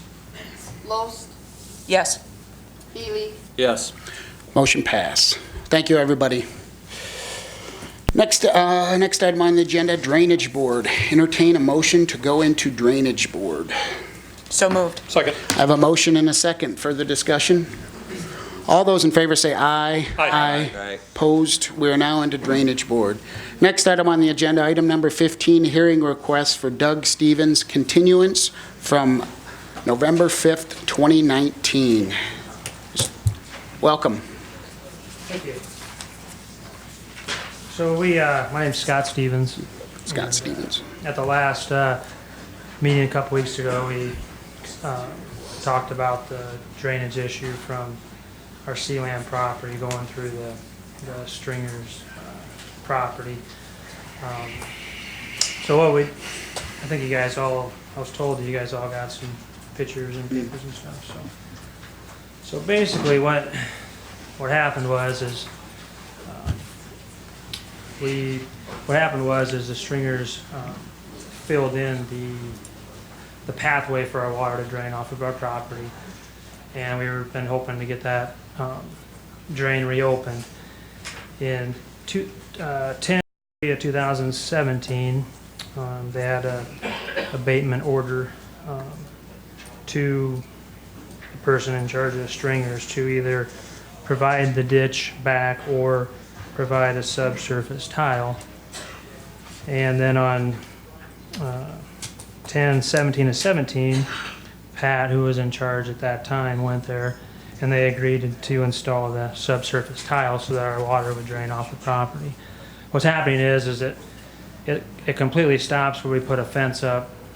We had to put a fence up because people were parking on our parking lot, and when Stringers opened, and they were actually uncovering people's boats and drinking on boats and throwing beer bottles. So we put a fence up, and I think that caused some problems because he lost a lot of parking doing that. So he kind of filled in this area to kind of get back at us, is what we've been told. But the point is he did agree on 10/17/17 to install this either subsurface tile or to put the drain back in, and nothing's been done. We've been trying to get our water to drain, but this has been 2 years now, and there's no interest there to basically just, in all honesty, all you gotta do is take a skid steer and dig a little V of the dirt and the water will flow. It's really simple. I mean, we could do that in a couple hours, but it's not our land, and we're just trying to find out what you guys can do to help us to get this water to drain, just like it has been since the existence day one of these buildings. So that's why we're here, to ask for some help. Sure. There is pictures in your book that kind of shows, the first pictures actually show the whole time that you can actually you can see where the water drains. I mean, it's really easy. There's a lot of pictures, and then you can see where it's just all got filled in. It just all got filled in with dirt. So I know at the last meeting you wanted to table it or whatever to get the information from 2017. So now that we got that, I guess we're just asking if we can, how do you enforce it and how quickly can we get it done? Because come next spring again, that whole parking lot, the entire parking lot will be filled. These pictures don't even show a tenth of the justice of what that parking lot looks like when the snow melts or when it rains or anything. So, Mr. Vetter, do you have anything you'd like to add to this? I don't believe so. Mr. Stevens pretty much stated what the history of this this area is, and so it's just a matter of how you feel we can deal with it from here. Have you gone out and looked at this property? I have seen the property, and I've seen where the drainage was, and it's pretty much as it's stated in the previous photos and things from years past. So. Any questions from anyone on the board for Mr. Stevens? I know I've had, it was working. I've had conversations with Pat in the past, and he did say that that there was an agreement to put a subsurface drain in, and I know Mr. McGinnis looked at that several times over the summer, and you know, just from what I looked at, I thought a subsurface drain was unnecessary. They, like you said, they could just take a skid loader and open it up if they wanted. But if the, you know, if Mr. Naker's preferred method was a subsurface drain, that's fine. But I agree, it needs to be taken care of, I guess. What's the purpose of the dirt that they added in? Are they using it for parking now, or what? Or are they gonna build something there? What, I guess, is there? It'd probably be a question to ask him. But, Okay. what we've been told is things got upset when we put the fence in because they lost their parking. And we're trying to do the best we can, work with them, but when you have people drinking on our boats and customers' boats and throwing beer bottles, and it just wasn't working. So when we fenced that in, it created this. Okay. Any questions for Mr. Stevens? All right, go ahead and Just a sad open it. situation, isn't it? When neighbors can't get along, Yeah. you know? Yeah, it's fine. I mean, I own a bar in North Fork. I understand. Yeah. You can't control people drinking. It's a nice place. I was thinking about up north, well, years ago when the two guys were fighting over a fence line, and Oh, okay. one guy ended up killing the other one. One's dead, one went to prison. Oh, you know? okay. And I always think about that when there's disputes and boundary Yeah. fences, land, whatever. Yeah, it's unfortunate. I don't know him. I'd like to meet him someday. I'm sure he's a really nice guy. This just came to this, and it's unfortunate. But like I said, you know, when you deal with drunk people, and it's tough. You know, it's hard to deal with them. You got to deal with them the best you can. He couldn't control either the fact that they were drinking on our boats and stuff. But it came to that. We were just trying to protect our property and customers' property, so it just kind of came to where it's at today. If you get the water across his property to the ditch, will it drain south then? It does. It'll sit in our ditch, I mean, which that's not your problem. it's not, but it does sit in our ditch, and it fills up in our ditch, and that's fine. We're used to it. I mean, I know it's sometime down the road they want to make sure all that water drains, but our water was draining to that ditch before this, so we're just asking to get it drained to our same ditch. Thank you. Yeah, thank you. Anyone from the audience care to speak on this topic? Now would be the time to do so. Mr. Naker here, by chance? All right. Anybody want to speak on this topic? Going once, going twice. All right, seeing or hearing none, I'll go ahead and close the public comment portion.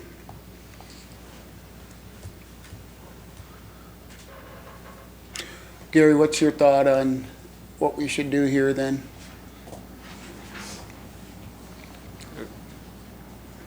Well, coming new into this process, I'm not sure exactly what you've been doing in the past, but it's pretty obvious to me that the dirt that was put in is causing an issue, and so I don't know if you feel that we can approach the owner to try and address that. That's what I'd have to find out too. So. Rob, do you have anything you'd like to add? Or the process of? I think what Gary says is probably the way to look at it now and see if there's anything else we need to do beyond that, if they don't comply or talk through a resolution. Well, what would you recommend us as a board we do? Just send a letter, or do you think we should take action, or what do you think we should? I would move it to the next meeting and maybe have Gary, and I can go with Gary too, and just kind of see if we can talk to Okay. stringers and see what the thoughts are. Should we be sending like something more official, like a letter or, And I think if anything, it comes through Gary. okay. So your advice is to send him a letter and telling him, like, let's resolve this between neighbors first and before we do anything? Yes, that would be my thoughts. Okay. Mr. Chairman, I was just wanted to add or note that, it looks like, Mr. Garrity sent this letter 10/3/17. What page are you on? I saw that. Page 4. I would like to, just for future, note that I don't feel this is a drainage commission issue. I think this is a nuisance. I don't want to see the drainage board or drainage commission going down these types of paths down in the future. But it appears that he's been found to be a nuisance in violation of ordinance 17. And apparently there's been an agreeance to remedy the situation. It doesn't show that he appealed that decision in any way. And so. That was 2 years ago. Right. So I guess my opinion is we probably need to send out another letter again, and hopefully the neighbors can work something out. I mean, this, over 2 years ago. Well, I would and think- nothing's happened, and it hasn't resolved itself, after this, so. Right. And I mean, I would agree with Sure. Rob and Gary. Something happened in the last 2 years, the ball was dropped. I would support going out and having that discussion with them. Yeah. But I would, if possible, I don't know what kind of teeth we have, but I would like to see it remedied before the ground freezes, I guess, and then we're into next spring with the snow melt all over. Sure. Joe, the answer ends up being you go under the nuisance portion of the ordinance. That's what you end up doing. Right. But I do think who knows what's happened the last 2 years and where the issue Right. is, and it sounds like it should have been solved, but it wasn't. So maybe we just need to figure out what happened, good or bad, and if we need to initiate an action, we will, under the nuisance provision. Okay. And I do believe, I'd have to find it quick, but I do believe you would have the authority to go onto the property and remedy it yourself.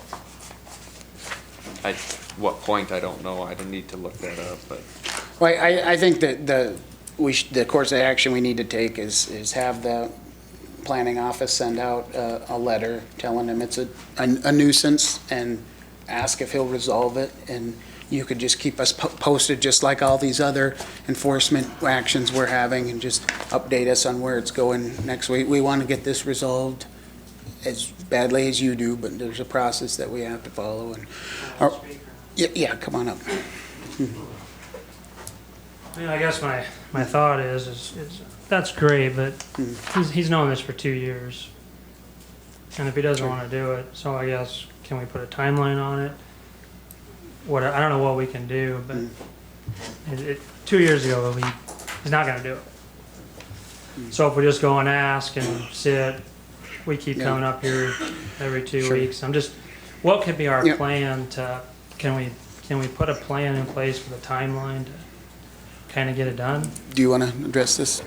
Maybe what we'll do is we'll schedule it for next hearing. I do agree that it's not a drainage issue, it's a zoning issue, but maybe reporting back to the commission at the next meeting, the status where we are to ensure that Gary and I are proceeding. Yeah, And that's what we're doing on we had monster block issues, we have people building with expired building permit issues, and we have that on, zoning enforcement update is on every meeting, and this can just be added to that, and we'll update on this as well as the other enforcement issues that we're dealing with, if that's acceptable to you. Okay. So next week, a couple of you are gonna go out, visit with him. yeah, I send a believe letter or Mr. whatever. Vetter is going to do that, and he'll be sending out a letter this week, probably. Does that sound good? Definitely. We'll get one out this week and have to receive it, and we'll update you on the status the next meeting. Does that sound like a plan? Okay. So Prior that's to the next, okay. you'll contact him Yeah. prior to, yeah. Everybody on the commission okay with that? All right, sorry this isn't faster, but there's a process to it. I appreciate it, All right, thanks. thank you. All right, next item on the agenda, item number 16, hearing request for Randy Golden. Welcome, sir. Randy Golden, RC Investments President, 705 South Timberland Avenue. I am here tonight just simply looking for clarification for where the surface water in that area is supposed to legally go. So where does the highway water go? Where is the drainage path from, as we know, we blocked up, due to the floods, we blocked up our neighbor's property, and the legal pathway, it appeared, was it needed to flow across my property and keep moving on east to the Missouri River. So I'm just here tonight just to simply ask clarification of what is the exact, what is the topo, what is the past oxbow, everything. There is one culvert and only one culvert on Timberland Drive, and that happens to be perfectly lined up with the topo of where the former drainage path has always been from history on that. So when the DOT came through and they dug out the ditches, and we continuously have all the highway water, we have the artesian well water.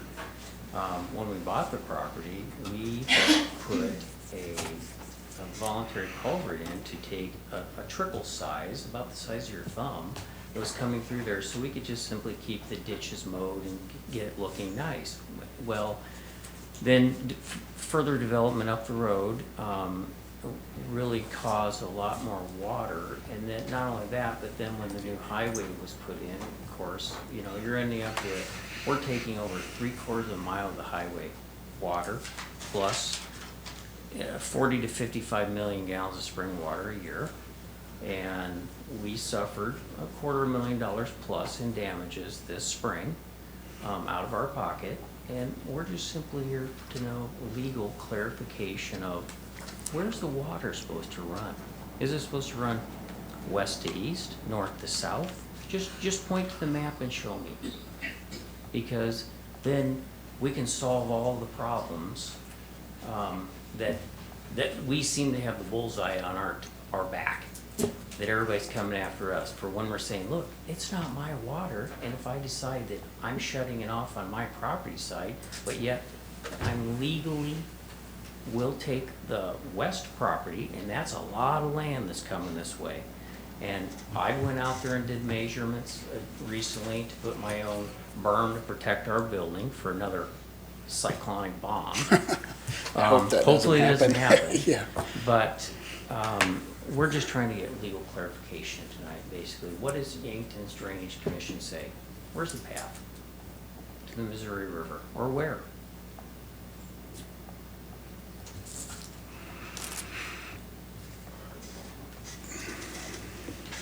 Did this go in front of the Drainage Commission? Did you come in front of them yet? No. Okay. No, I was suggested through Gary here to be on the board on this particular section. Gary, do you have some information on this application? I know this has probably been new to you as well.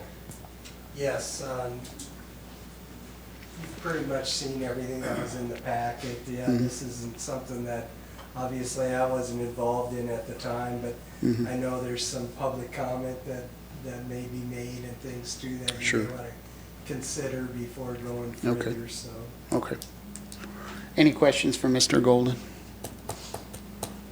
I'll go ahead and open it up for public comment. Thank you. Anybody care to speak on this topic? Now would be the time. Welcome. Yep, come on up, ma'am. State your name.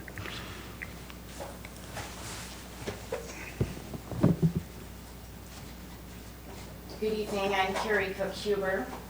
I had submitted on behalf of my clients, the Riken Legacy Land Trust, trustees being Stephen Riken and Russell Riken, a brief memorandum in regard to this issue, along with the historical images that I was able to provide under the notice that we had received, as well as providing you with a couple maps from the South Dakota Department of Transportation when they were planning the reconstruction of Highway 50.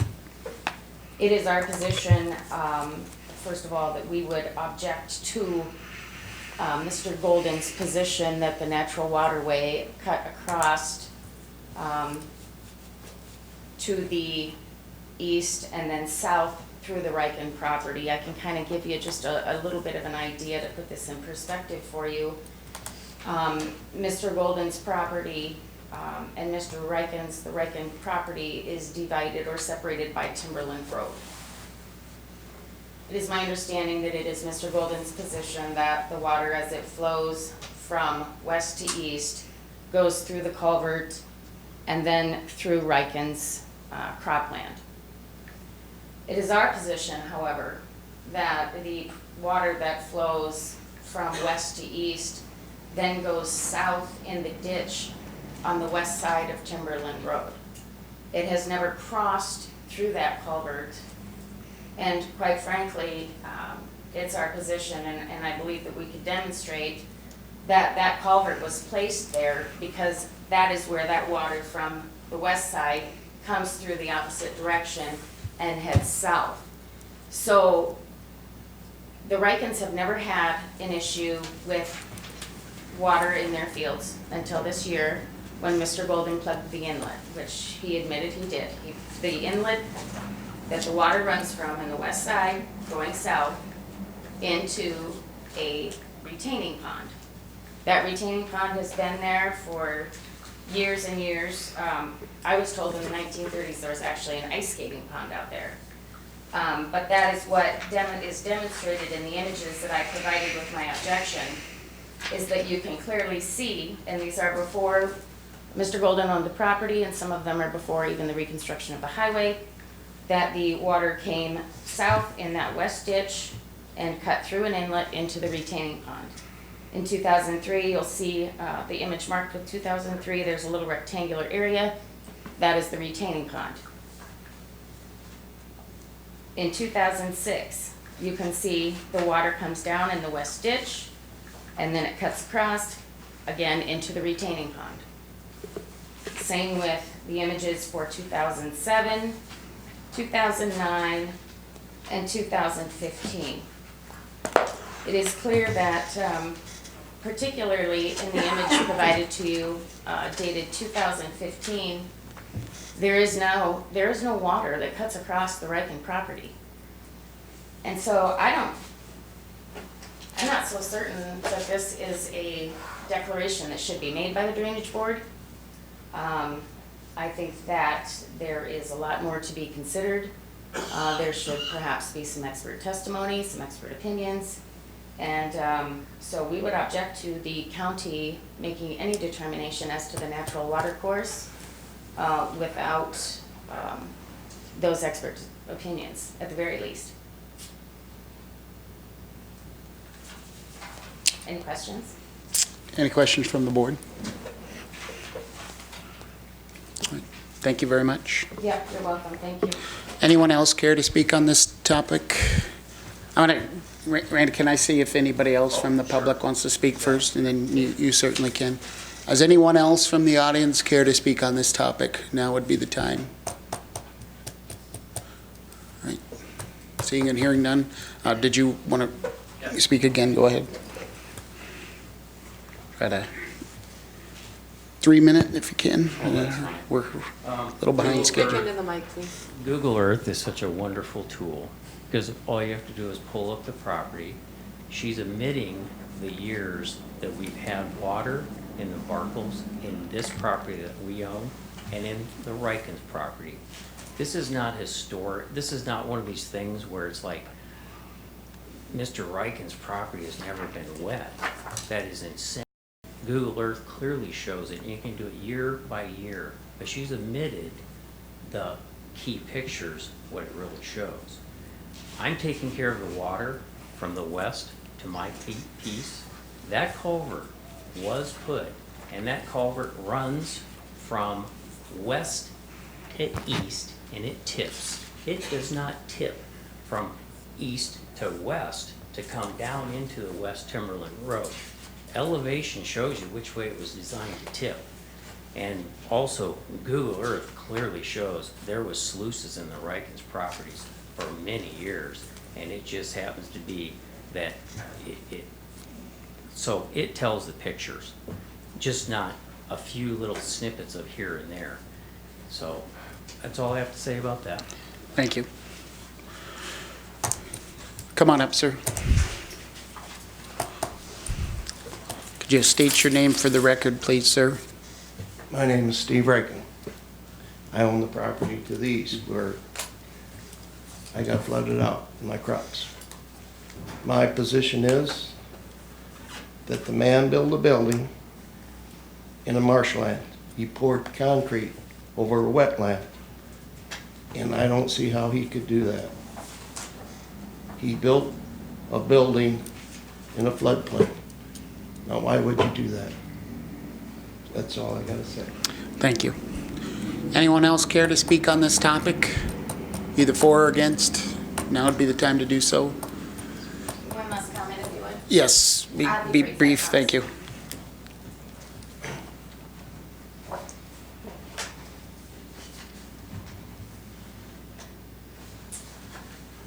Just real quick, I would also direct your attention to specifically to the DOT maps that I have provided to you. They are dated 2004. In section 15, we see the retention pond that I've referenced.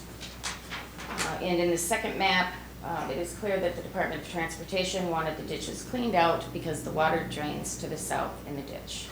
I know I've highlighted those for you, but I wanted to at least direct your attention to that. Again, we would just object to any determination from the board as to the natural water course, and deny strongly that it has crossed historically Mr. Riken's property. I can also say that Mr. Riken has never had an insurance claim for wet ground or flooded out crops. This was the first year when that inlet was plugged and the water was not allowed to go into that retention pond that he has had an insurance claim. And so I think that speaks volumes about whether or not he's been able to harvest his crops in that property. So, thank you. Thank you. Any questions for anyone on the board? All right. I'm going to go ahead and close public comment. Does the board have any questions for anyone? As my thought is, I'd like to see what the Drainage Commission would have to say about this before I make a determination. I don't know how everybody else feels. I thought it was at the drain. Was it? No. This hasn't been to the Drainage Board yet? All right. From what I was told. Okay. Are you guys aware, does anybody know, has this been to our sub-board? No, I asked him. What has changed? What's being alleged, I guess, or what? I can explain what has changed. Yeah, if you want, could I get your? You betcha. So the water that ran south. Could you come up here? Along Timberland? Yes, ma'am. So the water that ran along Timberland Road in the west ditch would drain into the retention pond that has been on Golden's property for years and years. When the water this spring, we all know there was more water. And what Mr. Golden did to protect his own property was plug the inlet. So Onto his property. right where the water would go through the inlet into the retaining pond, he plugged that. And so what happened was the water backed up to the north, through the culvert that he's talking about, and out into Riken's land. That water ran all the way through several sections in federal acres of property. So Mr. Riken and his brother have damage as well, and it's our position that it was caused by the plugging of that inlet. Who put that culvert in? Are you aware? I am not aware. I know that the county had put one in, I think, when Timberland Road was built. But then I think also there was one that Mr. Golden put in when he put in his approach. So there are two out there. There's one that crosses under Timberland, Yes. east-west, and then there's one under Mr. Golden's approach. Is that Yeah, sound? the one under Timberland lines up with the natural flow path in the Missouri River. That's why it was put there. How do you know that, Randy? How do I know that? Yeah, were you in the My planning? engineers have told me that, and if you look at All the right, box. all right, let's, I appreciate it. I got some questions for the state's attorney. Rob, have we ever done a clarification on any of this? And I don't, Sorry, not that I'm aware if of. you, is that your position that we should Well, even be doing that? I mean, that's, I honestly, we've never had this before. yeah. When I asked some of the other I'll get you. drainage commissioners if we've ever dealt with surface drainage, they said no. They said they focused on tile drainage. Now, I've only been on that commission a year, but they did not want to get in on this. I have been out to the site when the spring bomb cyclone happened. And, you know, if you're going to argue this, you have to have elevations of those properties. And I tried to pull up the Google Earth one where you can get elevations, and I couldn't pull it up. But there is a culvert under that road. And on the west side, if you look south, the property gets higher. So there's a lot of moving parts. The drawing you're referring to here that says drain south, that is the culvert under 52, I believe, and that simply means drain from the north side of 52 to the south side into the ditch. I don't believe that indicates that Timberland drains south. So there's a lot of moving parts here, and I am not qualified to make a decision on this. Certainly, based on this information, there's not enough information here to make a determination. That's how we feel. I do not feel we should make the determination. I'd concur. There should be watershed maps and drainage maps available, and elevation maps, and you know, worst case, a survey crew is hired, but we are not capable of determining that sitting here without that information presented, I should say. And do we want to get into identifying drainage? I don't know if that's even something we at the county want to do, something along those lines, surface drainage. I know that area has been hit hard, especially this year with all the water that we've had. And I feel for everybody. What would your position be, Rob, for the county? I don't even know if we have the authority to do it. I could look at it again, but I don't think so. What would your suggestion be? Should we table this for next Table it meeting? and Or bring it up, and I can look it over, but I just don't think we have the authority. But I'm happy to look at it and address the commission next time. But should we send this to the drainage board, or should we have them not even send it to I would us? say no action. Okay. That's why the recommendation was made in front of this board, is because, as was stated, Sure. there seems to be no history that drainage committee has listened to these kind of requests. What do you think, Don? I agree. I have nothing. All right. So we want to, I've driven by that Yeah. for years. And I did drive by this spring, and I looked at, you know, down the road. I pulled into your driveway approach, and I saw the two culverts. I wasn't sure if there was another one on that road or not.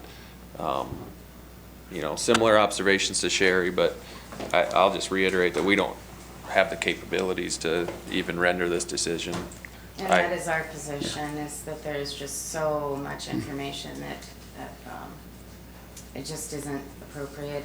Again, with Rob, I don't think that you have the authority at any rate, and I'm saying that to be rude. What I Sure. have looked at and what I have read, I just don't think there's the authorities here. Did you still want to say something, Mr. Riken? Yes, Come on, it'll sir. be easy, thank you. Sure. When the state built the highway, and they built the burn pit, which is no longer there and whatever, his property's the property he has been defaced. But when the state built that road, they built that burn pit because the water always went there. They said, "You gonna run the water on us?" They said, "The water never went your way." Well, why should it not? That come from the state. The state wouldn't run water on us. So why should, okay. All right, thank you, sir. So you guys, Joe, did you want to see check into this and have this at the next meeting, or what was your thought? I'd say no action. I mean, I know it's a situation that needs to be resolved, but I don't think we're capable. One, I don't think we're capable, and two, it's questionable if we have the authority to do anything. Okay. This is probably a civil matter. Okay. All right. Unless somebody wants to make a motion. All right. No action will be taken. Entertain a motion to go back into regular session. So, second. I have a motion and a second. Further discussion. All those in favor say aye. Aye. Opposed? We're back into regular session. Next item on the agenda, item number 17, update on zoning enforcement. Mr. Vetter. Just a quick update. As you know, we have a number of Board of Adjustment appeals that will be coming in front of you this next month. We're scheduling those for December 4th and December 18th. Just wanted to let you know that we were trying to schedule 4 of them for December 4th. And as soon as we sent the note out, there was the attorney sent a note back stating now they were not available for December 4th. So I don't know where we want to go from here, if we want to wait till the 18th to do them all, or if we just move forward and still hear them on December 4th, how you want to proceed from there. What's your opinion? I mean, is this like the third time we've tried to schedule these and delay? Mr. State's Attorney, what do you advise us to do? Did they offer a date? December 18th. And then it's gonna be after Christmas, and then the first of the year, and, yeah. 6 of them the same Yeah. day, probably, so. What would you recommend, Rob? I know, should we just set the meeting date, or?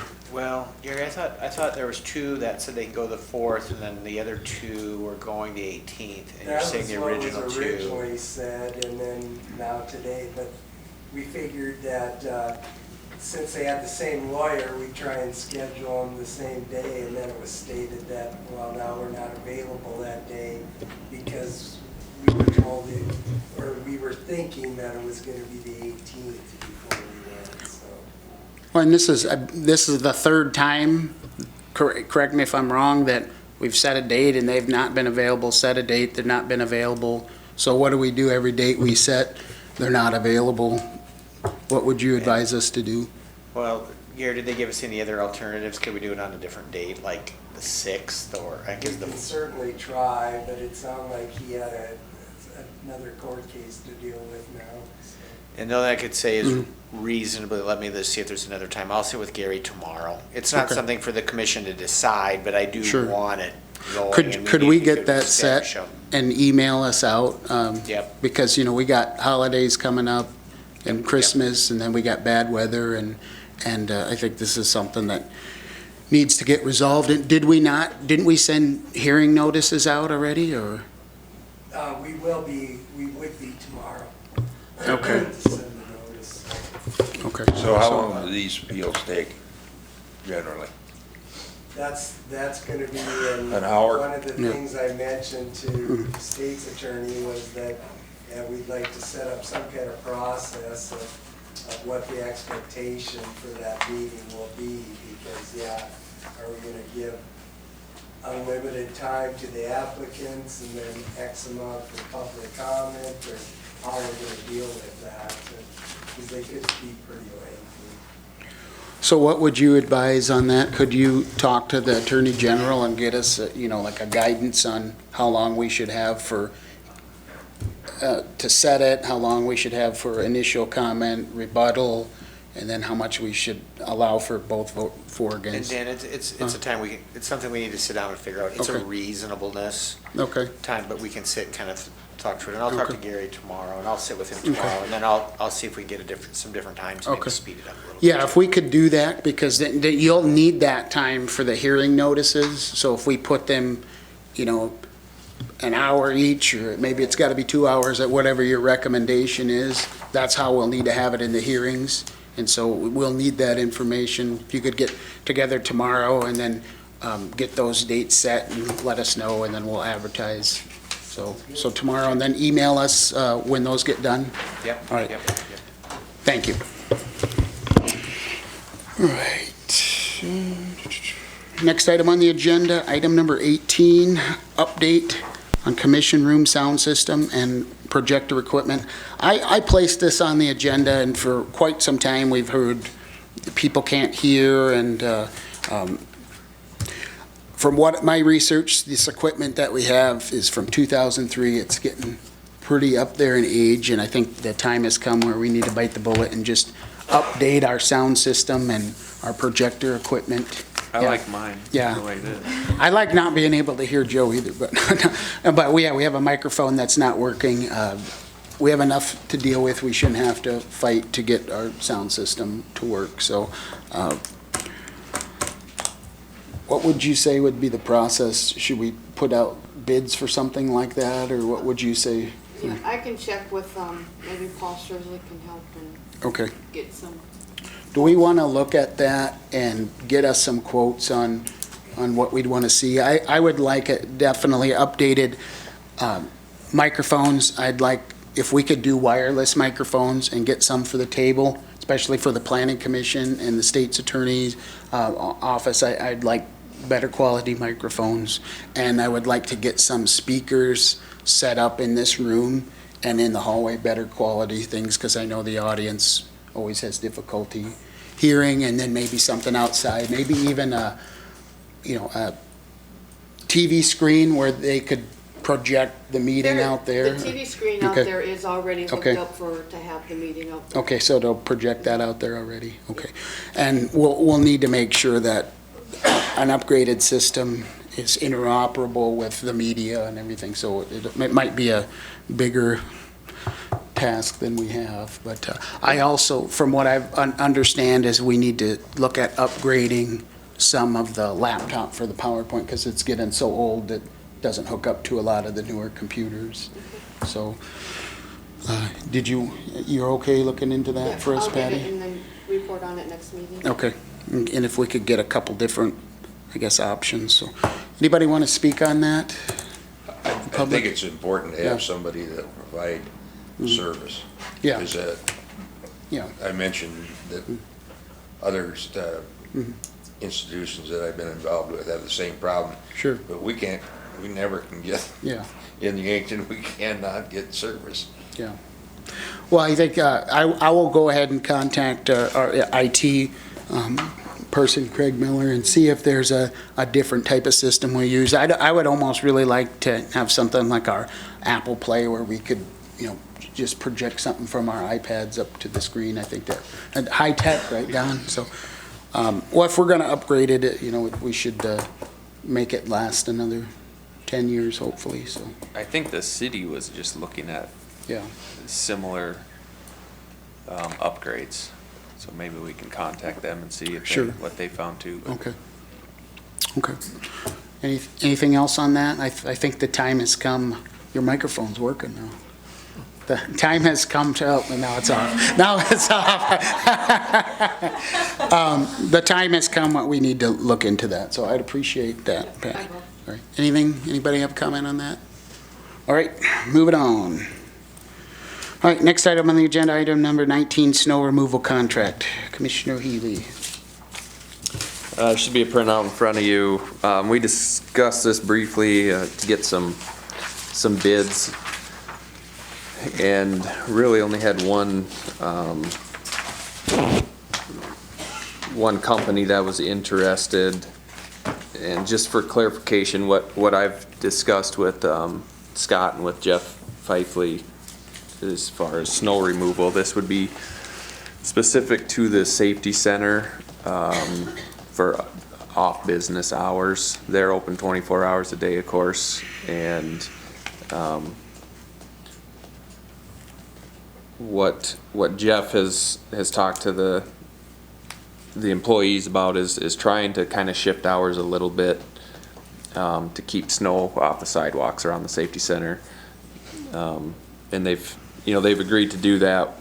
What we need is, the 1 o'clock in the morning or the Saturday 3 o'clock in the morning snowstorm, rather than having our employees come in. That they requested that we had somebody on contract for that. So I looked over this bid. It looked pretty reasonable, and I did talk with Jeff. If it's like a weekend during the day or reasonable time, he didn't have any issue coming in, but he wanted approval to be able to hire these people in case somebody wasn't available.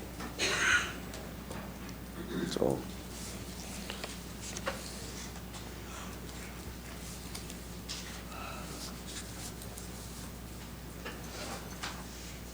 And the bid is from Yankton Home and Garden. This is for the sidewalk. I know there was an incident last spring. We had a late storm. Mr. Fifley had fallen ill at the time, and so there was just kind of a loss of translation there, that where duties were dropped, but the sheriff was concerned the sidewalks didn't get cleaned, and his employees cleaned them for the day, but he wanted it addressed, and so I think I would recommend that we approve the bid for Yankton Home and Garden. Second. I have a motion and a second. Is there further discussion? Did anyone from the audience want to speak on this? All right. Is this just for like one, or do we want to put a timeline on this, or do we want to put a certain amount, or how do you want to? Well, I think perpetual. What I kind of talked with Jeff is, let's see how this year goes doing it this route. In the past, he's actually come in himself during these odd hours, but he's still working kind of part-time. He's not back to full duties yet, and so we just agreed that we would look at it for this year, see how it goes. There's probably some hiccups we'll need to iron out anyway, so. Okay. All right, have a motion and a second. Is there further discussion? Roll call vote, please. Healy, Yes. Kettering, Yes. Los, Yes. Swenson, Yes. Clement. Yes, motion pass. Next item on the agenda, item number 20, Code of Conduct for County Commissioners. All right, I had this printed out from Pennington County for the commissioners, and there's an extra copy if somebody wants to read it. Going through this, I think this is really great what Pennington County has done. Us as elected officials, I believe we need to hold ourselves to a higher standard. So I would like everybody to take this home, do some reading, do some research on it, and see if we can adopt something like this for Yankton County. I don't know what everybody else's thoughts are.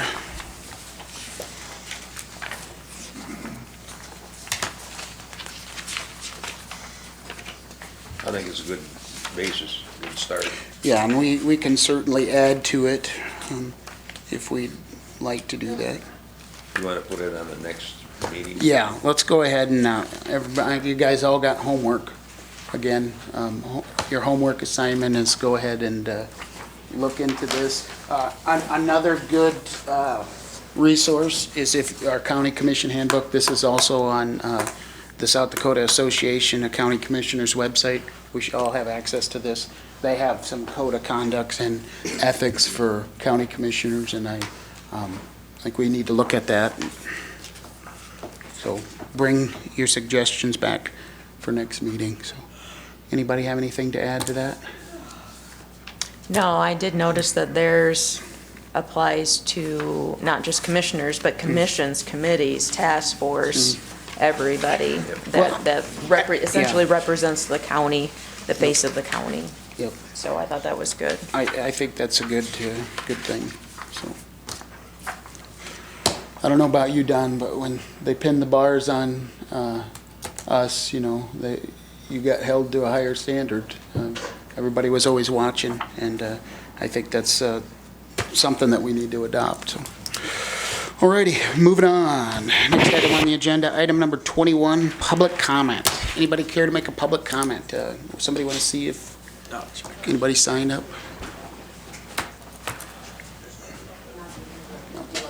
Anybody want to make a public comment? Come on up, sir.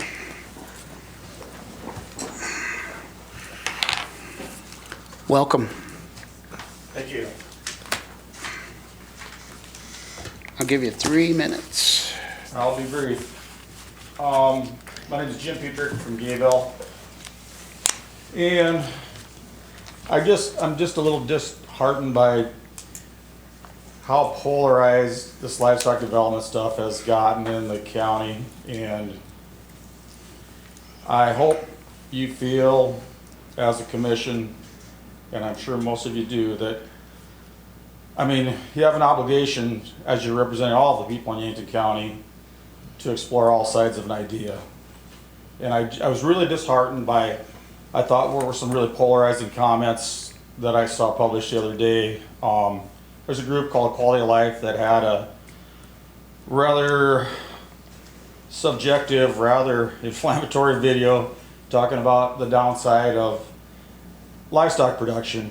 And it was pretty extreme and pretty inflammatory, and it was designed to do two things. It was designed to scare the hell out of anybody that watched it, and it was designed to raise money for the folks that put it together. But I just want you to know that, like I say, that doesn't tell our story, especially at least as I feel as a livestock producer. Watching that video and saying you understand livestock production is like saying, I watched the Sierra Club video and now I understand all about the logging industry. Or I had lunch with this malpractice attorney and now I understand everything there is to know about healthcare. It's a very one-sided, very polarizing thing. And I can get on my phone and in a matter of a few seconds, I can find videos on there that will scare the hell out of you about vaccinating your kids. I can find videos that will scare the heck out of you about law enforcement. I can find videos that will make you scared of women or Democrats or anything you want to find. So I've said it before in this room and I've said it in other counties, I would love to see visitors at my farm. I had one person take me up one night when I was in here, and I think that's the only person that has ever taken the time to say they'd really like to see how this business really works. And I've heard complaints about fall is also the time of year when we do our manure application. And yes, there's some odor involved. But understand, primarily the reason there is odor involved in that operation is because we're storing this manure in reinforced concrete structures. So we're losing zero of it. We're losing zero nitrates into the soil. So when this product is a much higher quality fertilizer, and consequently, it does have more odor. And it is something we have to deal with, and we as producers need to be good neighbors and work to make sure that we're doing it at a time that's appropriate. But like I said, the point I wanted to make there was the reason that the odor is stronger is because we're losing zero of it into the ground, into the soil, into the water. So it's a high quality product. And it's also greatly reducing our carbon footprint here, folks.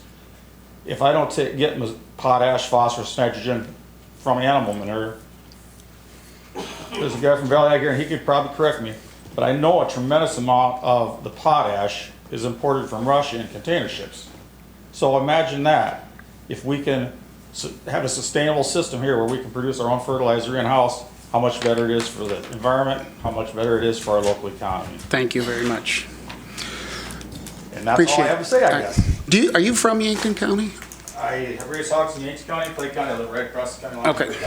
Thank you, sir. Anybody else care to make a public comment? Come on up, ma'am. I'll give you 3 minutes. This issue is highly polarized because there's so much obscurity in the issue. Is your manure tested? Direct Is your manure comments at us, tested? please. Do you test your soil in the spring? Are you taking into consideration the 3 ways that nitrogen is lost in the soil? We have had some statements made up here that are highly inflammatory. Manure spread on the soil surface and there was a rain, and the statement was made that the nutrients were bound by the soil. Soil is negatively charged. Nitrates are positively charged. There's no binding there. It doesn't stay. Unless there's erosion, phosphorus and potassium do not move in the soil. And when you till them, they only move about half the distance.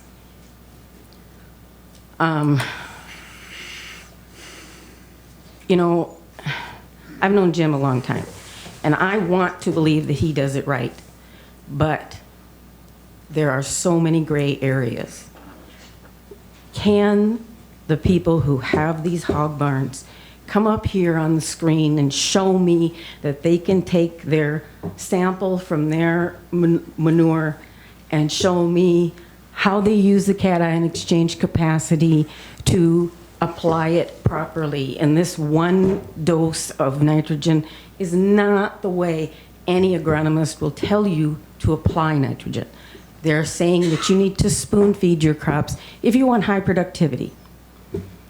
Split applications, starter, pop-up, 2x2, that's the point. The point is no biofilters were put in open barns. Jim, I don't know what kind of barns you have. That's just like shooting machine gun at everybody. And there's nobody here showing us that they actually know what they're doing. They're handing their papers to their agronomist and telling them, here, do this for me. And they're expecting that down the line, everybody is going to follow that procedure. Do they know how to set those machines? Are they taught, instructed? These are some very basic questions that I would like one person, one hog producer, to show me they can do it.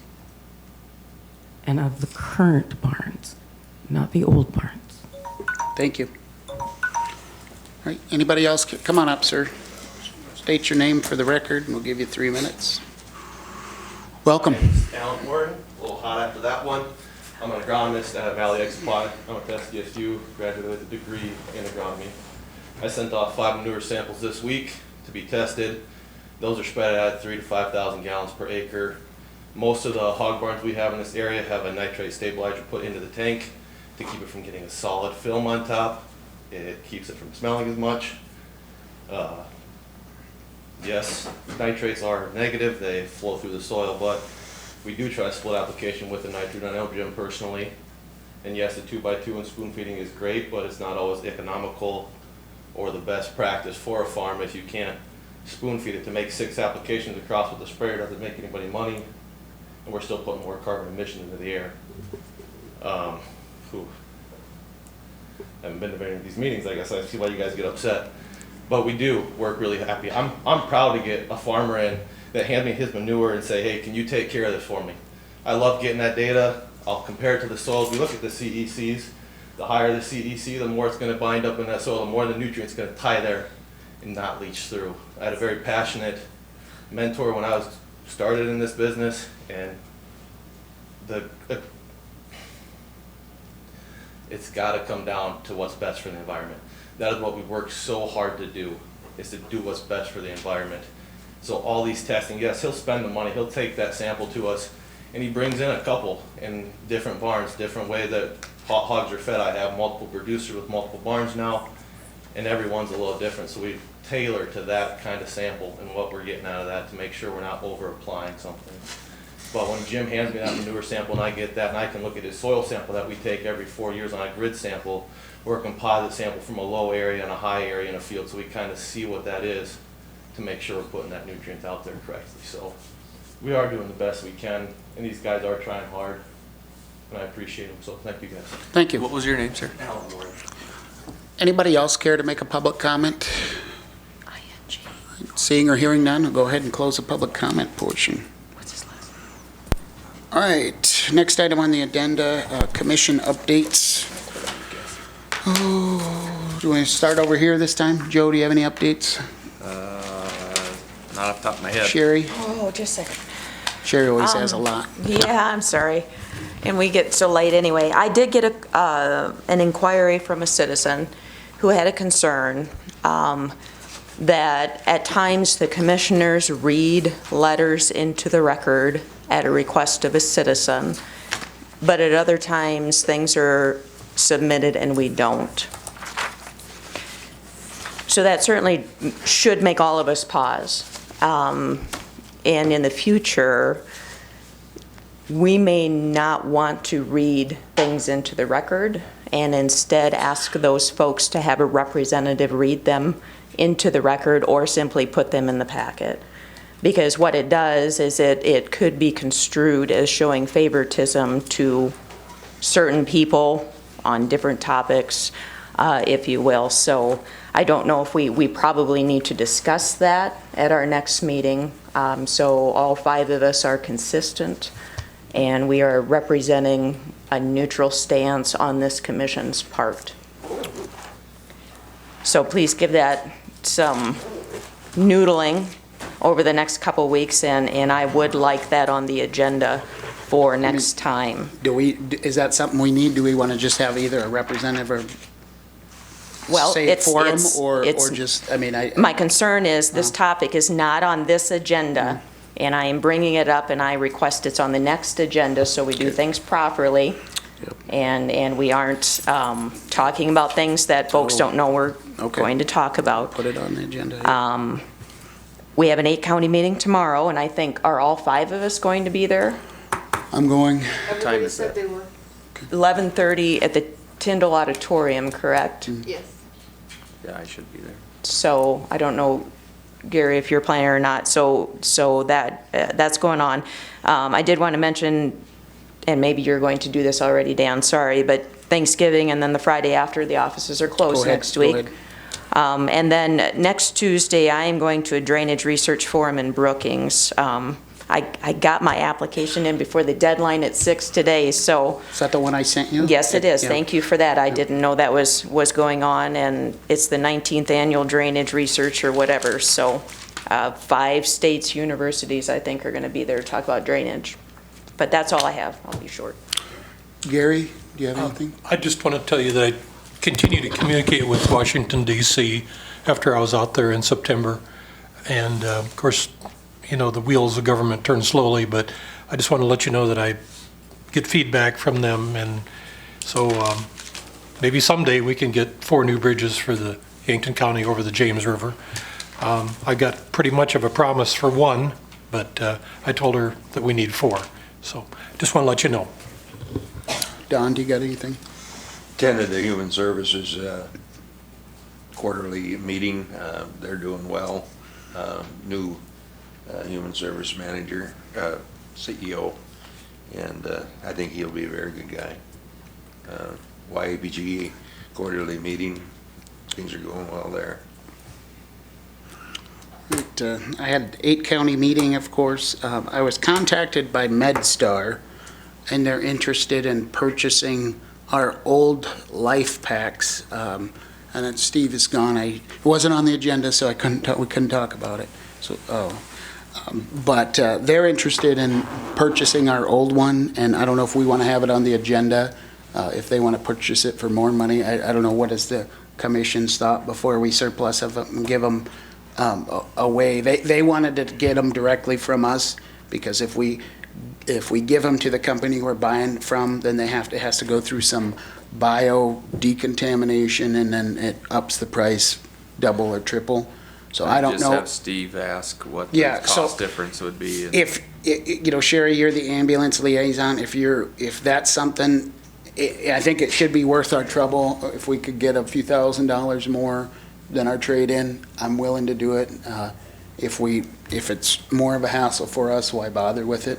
But if that's something you want to ask Steve, I'll ask Steve tomorrow, and then I can give you that phone number. But I guess if we can put a couple $1,000s more toward a bridge by doing that, if that's something I suppose we could do. Other than that, I guess I don't have anything else. So. Did you have something again, Gary? I'm just wondering, can I ask that agronomist a question? Public comment's over. It's over. So if you want to ask him individually, I guess that's fine. Thank you. All right. Anything else? All right. That's done. All right, next item on the agenda is executive session pursuant to Personnel, South Dakota Codified Law 125-2, subparagraph 1, and executive session per litigation pursuant to South Dakota Codified Law, Section 1-25-2, subparagraph 3. Entertain a motion to go into executive session. So moved. Second. I have a motion and a second. Further discussion? All those in favor say aye. Aye. Opposed? All right, now in executive session. Thank you, everybody.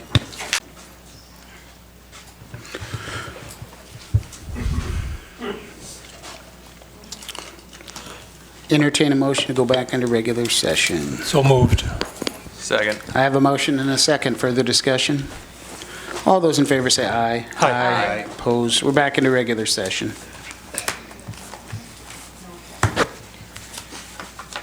Mr. Chairman, I'd make a motion to give Dan Clemish and Sherry Loest the authority to negotiate and settle mental health claims with Avera Sacred Heart. I have a motion. Is there a second? Second. All right, I have a motion and a second. Further discussion? Roll call vote, please. Ely, Yes. Kettering, Yes. Swenson, Yes. Loest, Yes. Clemish. Yes, motion pass. All right, next item on the agenda, item for next meeting. I think we already got a bunch of things on there. Is there anything else? Is there anything we're going to get an update on lawsuits? Did you want to do that now, or did we want to? That'll happen with, that'll happen with the meeting. Okay, all right. Just saying, No updates on lawsuits. All right, items for next meeting. I think we already have a list for you. Is there The anything? Code of Conduct, Janesville Bridge, Ambulance Task Force, reading of letters. Okay. Anything else we want to add? All right. Entertain a motion to adjourn. So moved. Second. I have a motion and a second. Further discussion? All those in favor say aye. Aye. Opposed? Thank you, everybody.